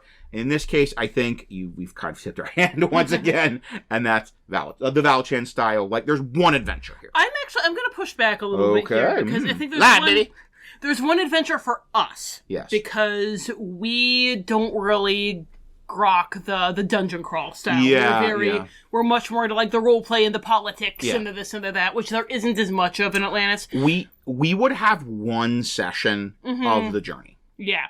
Maybe two. But if you're the kind of person who loves dungeon crawls and your favorite episode that we did so far was Jungle Book, then you could easily get a year out of going through the tunnels to Atlantis, getting these encounters, getting bits of backstory, like finding the little enclave of half-elves if you listen to the Aging Up section. Yeah. And like you could, I could see a very different group than ours having a blast. Having like 2 years. Yeah. Like a year of dungeon crawl. Yeah. To get to Atlantis. Like, this isn't Curse of Strahd, it's Tomb of Annihilation. And I think that you could get a very long Tomb of Annihilation style game out of this.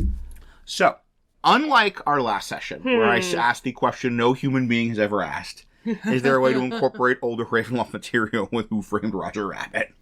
I feel like Atlantis, being this kind of foundational myth of Western culture, is probably going to be a little bit easier to incorporate into older Ravenloft material. I had a bit of trouble with this one, just because it has such a specific, like, Magitech steampunk flavor, and maybe I'm getting distracted by the signifiers and there are connections I'm not picking up on, in which case, listeners, please let me know. Fellow grognards, if there are older Ravenloft domains that have a stronger connection to Atlantis, and I just couldn't think of them, please let me know. But I did come up with a couple. Woo! I know you did. I love you. First off, I'm just gonna get the obvious. You did Roger Rabbit, huh? I did Roger Rabbit. And Tron. I'm gonna get the obvious out of the way. Like, if you need me to tell you which darklords are going to be hiring you to go to Atlantis to find the heart of Atlantis, you're beyond my help. I'm sorry. Support us on Patreon. For more advice. Azalin and Hasek, obviously, but any of them really could be doing this. Any of them who have like the knowledge of kind of the magical, metaphysical side of things. Ditto, if you need help coming up with what magical MacGuffins could be linked to Atlantis. Go. Whatever magical MacGuffin is in your game, go. Yeah. But beyond that, there are a couple of other areas. First off, I'm going to do a non-Ravenloft one. If you're doing an Outlander game and you're coming to Ravenloft from Krynn, or if you're really steeped in the old lore and you want to do something with Sithicus, which was the Lord Soth domain, and you want to kind of like build to that and hint at that by including some Krynn stuff, this actually works really great for that. Yeah. Because Krynn had the Sea Elves, which, these guys, they're sea elves. They're like sea elves. They're elves in the sea. And they had the cataclysm where the gods struck down the world by dropping a mountain on it because of their hubris. Mm-hmm. So you could have something with, like, this elven king was kind of, like, doing stuff with the king priest. You know, having his massive amounts of hubris and his, his arrogance. And he and the king priest were each totally planning to, they would never say, usurp or assassinate the other because that's too mean. That's too harsh. But, they know that they have a better idea of where the world should be going than that other guy does. And they're King Kashyyykim would have made the king priest yield to his superior guidance, or vice versa. So you could really easily do something with King Kashyyykim was like trying to harness the power of the crystal to something with taking over the thing that the king priest was doing. The cataclysm smote them, they sank down into the ocean, they became sea elves, and then they got sucked into Ravenloft. What if, I know like Ishtar, there is the whole in Krynn that is like an undersea city. Yes. Yeah. What if... Okay, yeah, I think I see where we're going. And it's canon breaking, but maybe in a good way.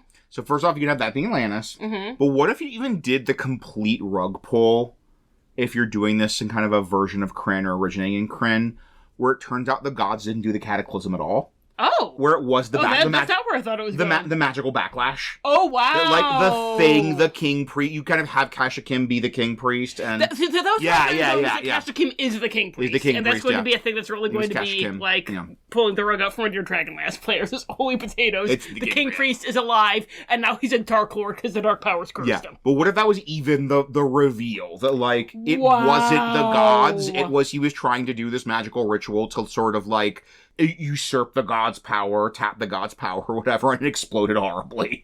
Wow! Oh, I love that. Yeah. I love that. And like everybody thinks the gods punished them, but it was just the backlash of his hubris. Okay, I'm going to I'll do the stinger so that people who aren't Dragonlance fans don't have to listen to this. I love because you so this is much. I'm thinking about ways to connect this to really bad Dragonlance novels, but it works. So we'll do that. We'll do that in this. There will be more Dragonlance in the stinger coming soon. Stay tuned, fellow 90s kids. This has been Rachel's Dragonlance Minute.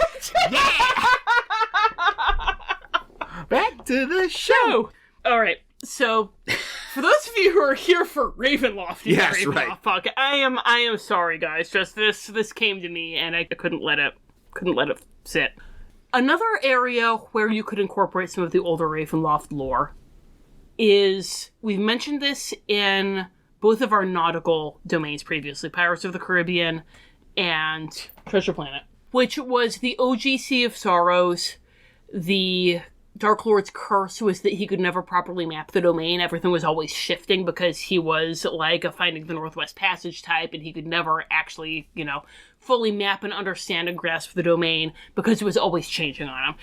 And that maps beautiful, no pun intended, but it maps beautifully with Atlantis. If you have Atlantis in the Sea of Sorrows, it's always changing. It's always shifting. They're two great torments that go great together. So that's a thing that you could do. The last thing I have here, we mentioned in part 1 that there was a canonical NPC that would totally make out with Rourke. And I'm just going to talk about her here because, we might do a Peddler's Tales with Rourke later, but I don't think she's going to come up in that one. So I'm going to take advantage of the opportunity to talk about her now because she is my favorite non-Darklord Ravenloft NPC, and I have to talk about her at some point. And that is Jacqueline Montari of the Red Vardo Traders. Dear listener, on the notes it says, Red Vardo Traders, !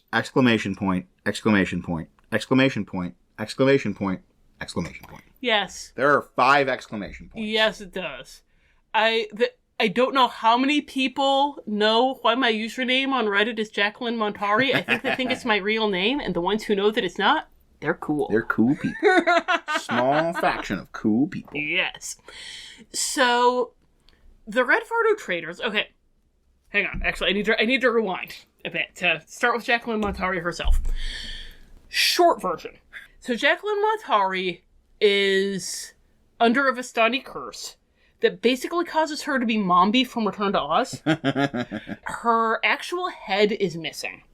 So she has to decapitate other women and wear their heads. And when she wears their heads, she, gets any PC powers or whatever that they have, which we'll get to that in a minute.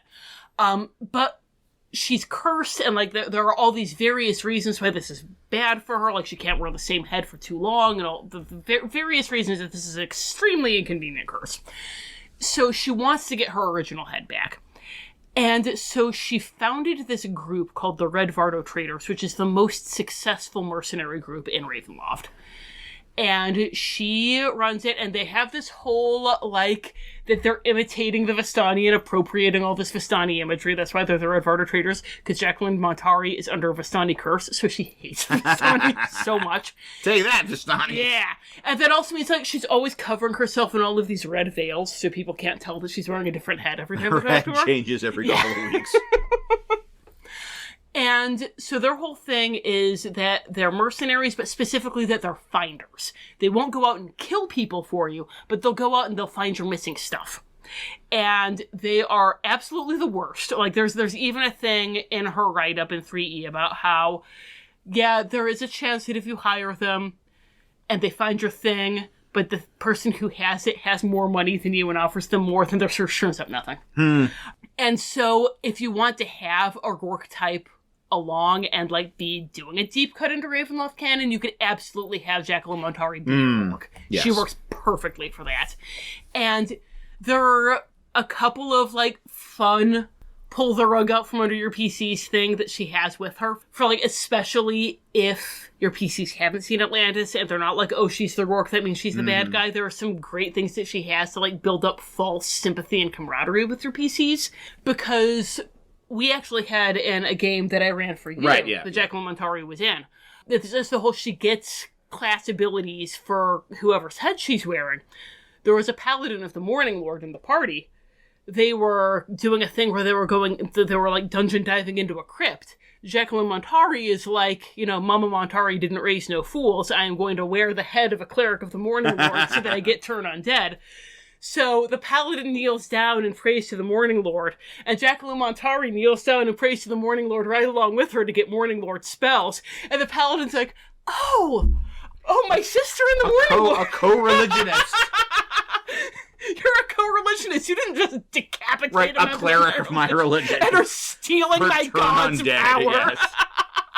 So you could absolutely have, like, one of the PCs in the party, Jacqueline Montari is wearing the head of someone that they're going to glom onto. Like, the wizard sees her looking over spells, or the bard hears her, like, practicing music or whatever, and they bond. And it turns out that, no, she's not, like, a friendly NPC. She's the worst person ever. And she's totally going to take the heart of Atlantis and get the payout, even if it hurts the Atlanteans. But she actually has a valid point, because King Kashika is using it for power. So, hey, this has been Rachel's simping for Jacqueline Montari. Minute. Yeah.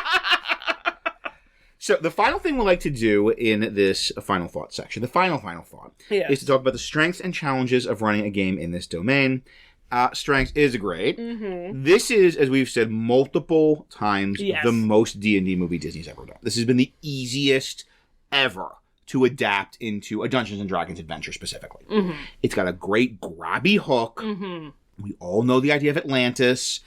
It's become this huge pop culture idea of Atlantis having this, like, super society, having crystals that shoot lasers. Yes. Right? If you do not need to sell your PCs on the idea that if we go to Atlantis, we will get crystals that shoot lasers. Yes. Stargate had an Atlantis. Yes. It is a great source of powerful magic items, a great source of MacGuffins.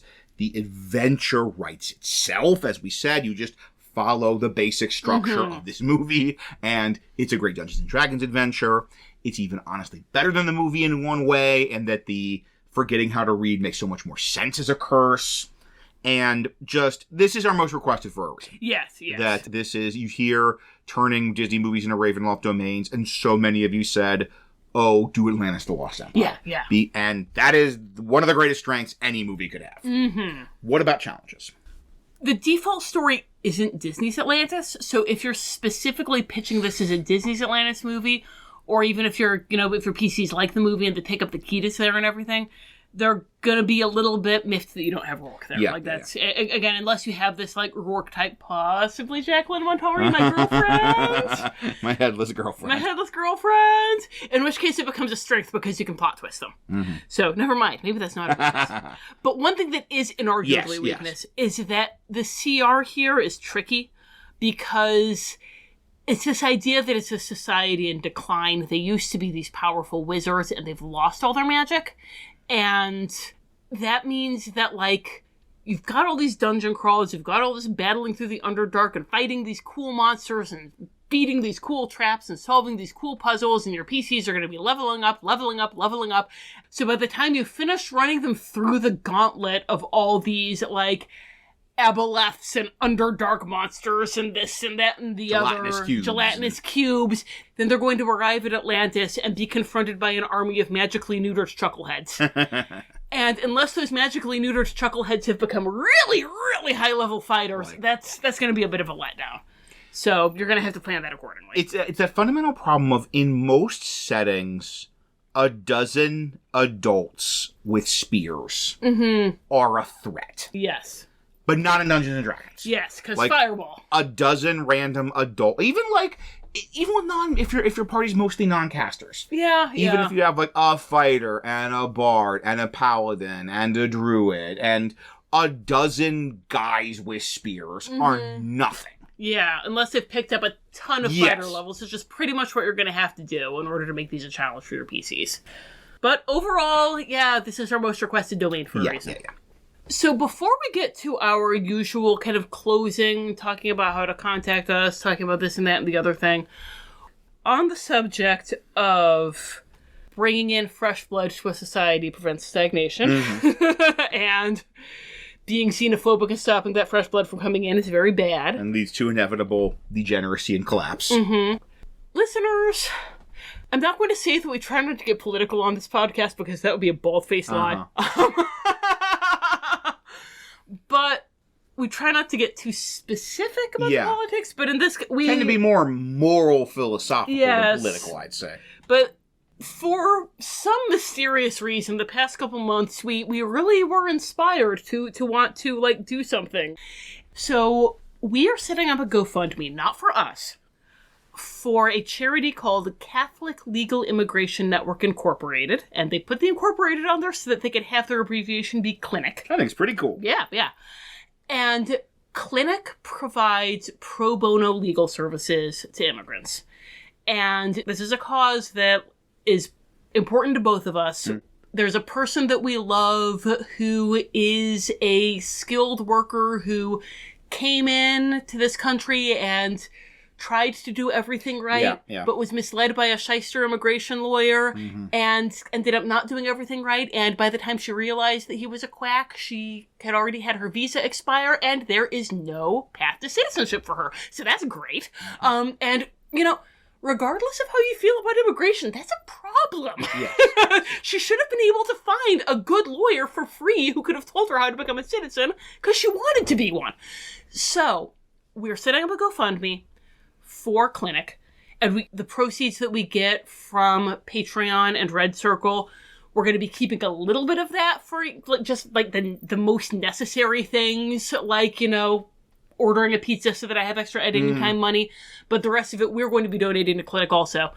And then on our GoFundMe, if we hit our fundraising goal, which is TBD, but you'll see it on the GoFundMe, then we will do an extra episode for Listener's Choice. Yes. We know that people are very excited about Listener's Choice, about wanting to do non-Disney movies.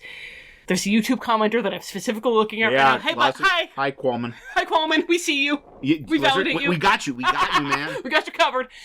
And also, on a related note, we usually do for our Listener's Choice that you can only nominate the episodes on our Discord. We don't want it to be that if you're not a patron, but you donate to the GoFundMe, that you can't nominate. So when you donate to the GoFundMe, submit the thing that you want us to do, and that is going to go on the voting list. Yes. We're going to have one voting list that's just the Discord thing. That's for the patrons, because we do, patrons, you've been supporting us every month, and we appreciate that, and we are so grateful for that, and we want to, again, we want to validate that.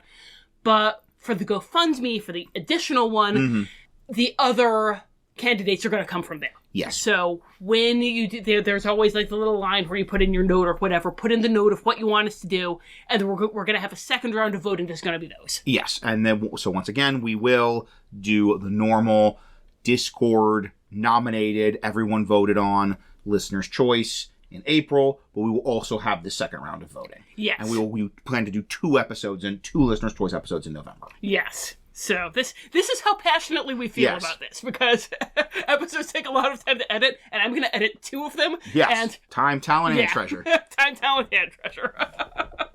So there will be a link to that GoFundMe in the show notes. Please, whatever you can give, we greatly appreciate it. And if they want to tell us about their giving, if they want to use that opportunity to suggest some things for the second round of Listener's Choice voting, how can they contact us? Well, you can email us at wonderfulworldofdarklords@gmail.com. You can find us on Tumblr, Facebook, or Patreon at Wonderful World of Darklords. If you want to get in on both rounds of voting, then go to our Patreon, join there, get on our Discord, and that's where the round of nominations for the first Listener's Choice episode is going to happen. And then on YouTube, we are just Wonderful World of Darklord, but look for Maleficent's hand holding the apple. Pretty clear, yeah. If you like how we did the admittedly very easy job of adapting this movie to a Dungeons & Dragons adventure, I have a couple of horror movies adapted to D&D adventures. You can listen for more by this author. Search for Tom Kohler on the DMs Guild. And if you like how we try to be considerate of those super cool kids who like this movie and want to do a Ravenloft adventure based on it, then we also have some things on DM's Guild about running more spooky horror-themed games for younger players. And then speaking of super cool kids, if you have a super cool kid who loves Halloween and nursery rhymes, then I wrote a picture book, Mother Ghost, Nursery Rhymes for Little Monsters. It's exactly what it sounds like. I also have several short stories for adults that have been published, and many of them are available for free online. You can find them on my website, www.rachelkohler.com. Until next time, thank you for listening, and happy gaming.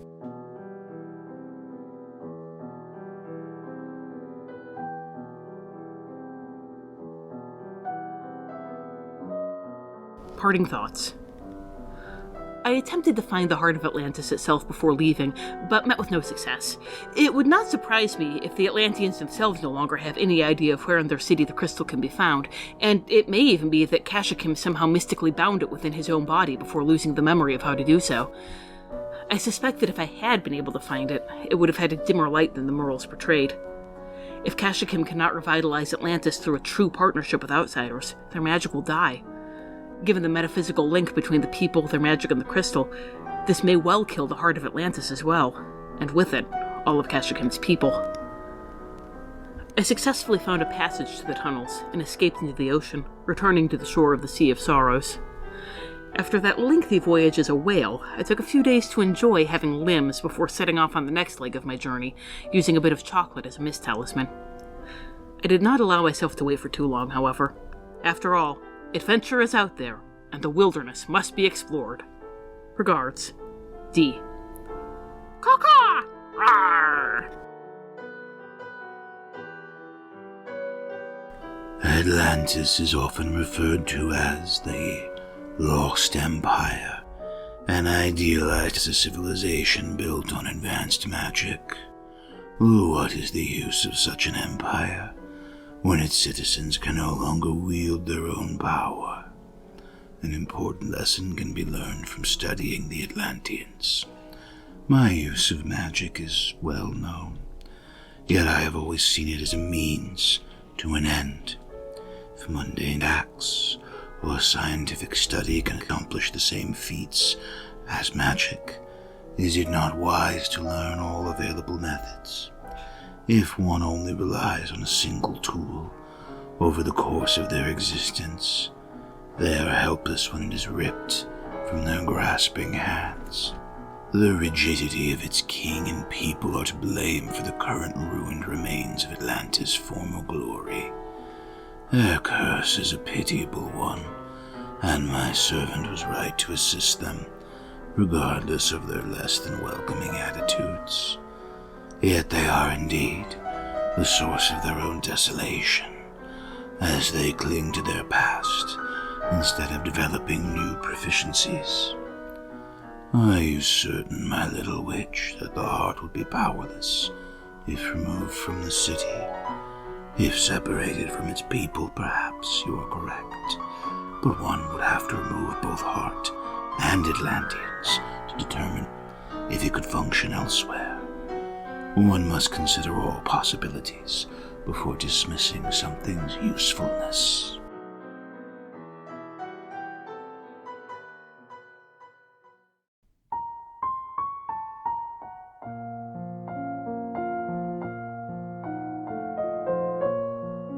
This has been The Wonderful World of Darklords.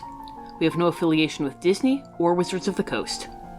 All music recordings used in this episode are in the public domain and were obtained through museopen.org. Titles and links are in the show notes. Dialogue for Yensid was written by Aslan Rex himself, who you can follow on Tumblr at Darklord Aslan.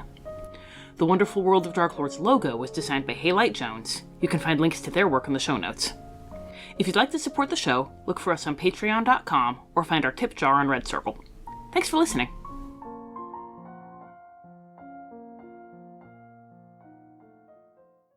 So, okay. The big butt pull after Dragons of Summer Flame, because Dragons of Summer Flame was Margaret Weis and Tracy Hickman saying, we're done. We never intended for a million other writers to come in and write very bad Dragonlance novels. I sure didn't. So we're going to stop that from happening. We're going to have Chaos, the father of the gods, come back. We're going to do Ragnarok. Mm-hmm. All the gods are going to leave as like part of the deal to keep chaos contained, and they're going to take all magic with them. And, like, that's it, we're done, right? There's no magic, there are no gods, this is just a regular, Green like, is human over. world. Yeah. No, there were more books. And Margaret Weis and Tracy Hickman were like, oh no, now there are more books, and no, not only are they terrible, but Kryn is terrible too, we have to save it. So they did the War of Souls trilogy, which was so bad. So bad. I didn't even finish book 3, that's how bad it was. But the big reveal there was that Takesis, like, moved the planet so the other gods couldn't find it. That's why the gods left, was Takesis moved Kryn. But that could be something that the Heart of Atlantis did in your world. That, like, the power of the Heart of Atlantis was so, like, massive that it not only caused the cataclysm, it also, like, knocked Kryn out of orbit. Mm-hmm. And so you could kind of like steal that little bit of War of Souls lore to explain why the gods weren't around right after the cataclysm. And then you don't have the whole problematic thing of the cataclysm of like, why did the gods punish everyone because the king priest was a jerk? Yeah. So 2 points. Mm-hmm. Number 1, it is fascinating to look at the Dragonlance franchise and the involvement of Margaret Weis and Tracy Hickman as creators at war. Yes. With the franchise. Yes. And just the constant back and forth of Margaret Weis and Tracy Hickman and then the wider corporate Dragonlance novel franchise. That is fascinating. Yes. Including the current new trilogy they're doing is just the latest battle in that conflict. It's like, okay, we have to write a new trilogy. Can we write a new trilogy that introduces the possibility of retconning everything from Dragons of Summer Flame onwards out of existence, like the way that X-Men Days of Future Past retconned X3 out of existence? Can we do that? Can we? Second point. Yes. This has been Rachel's Dragonlance Minute. Yeah.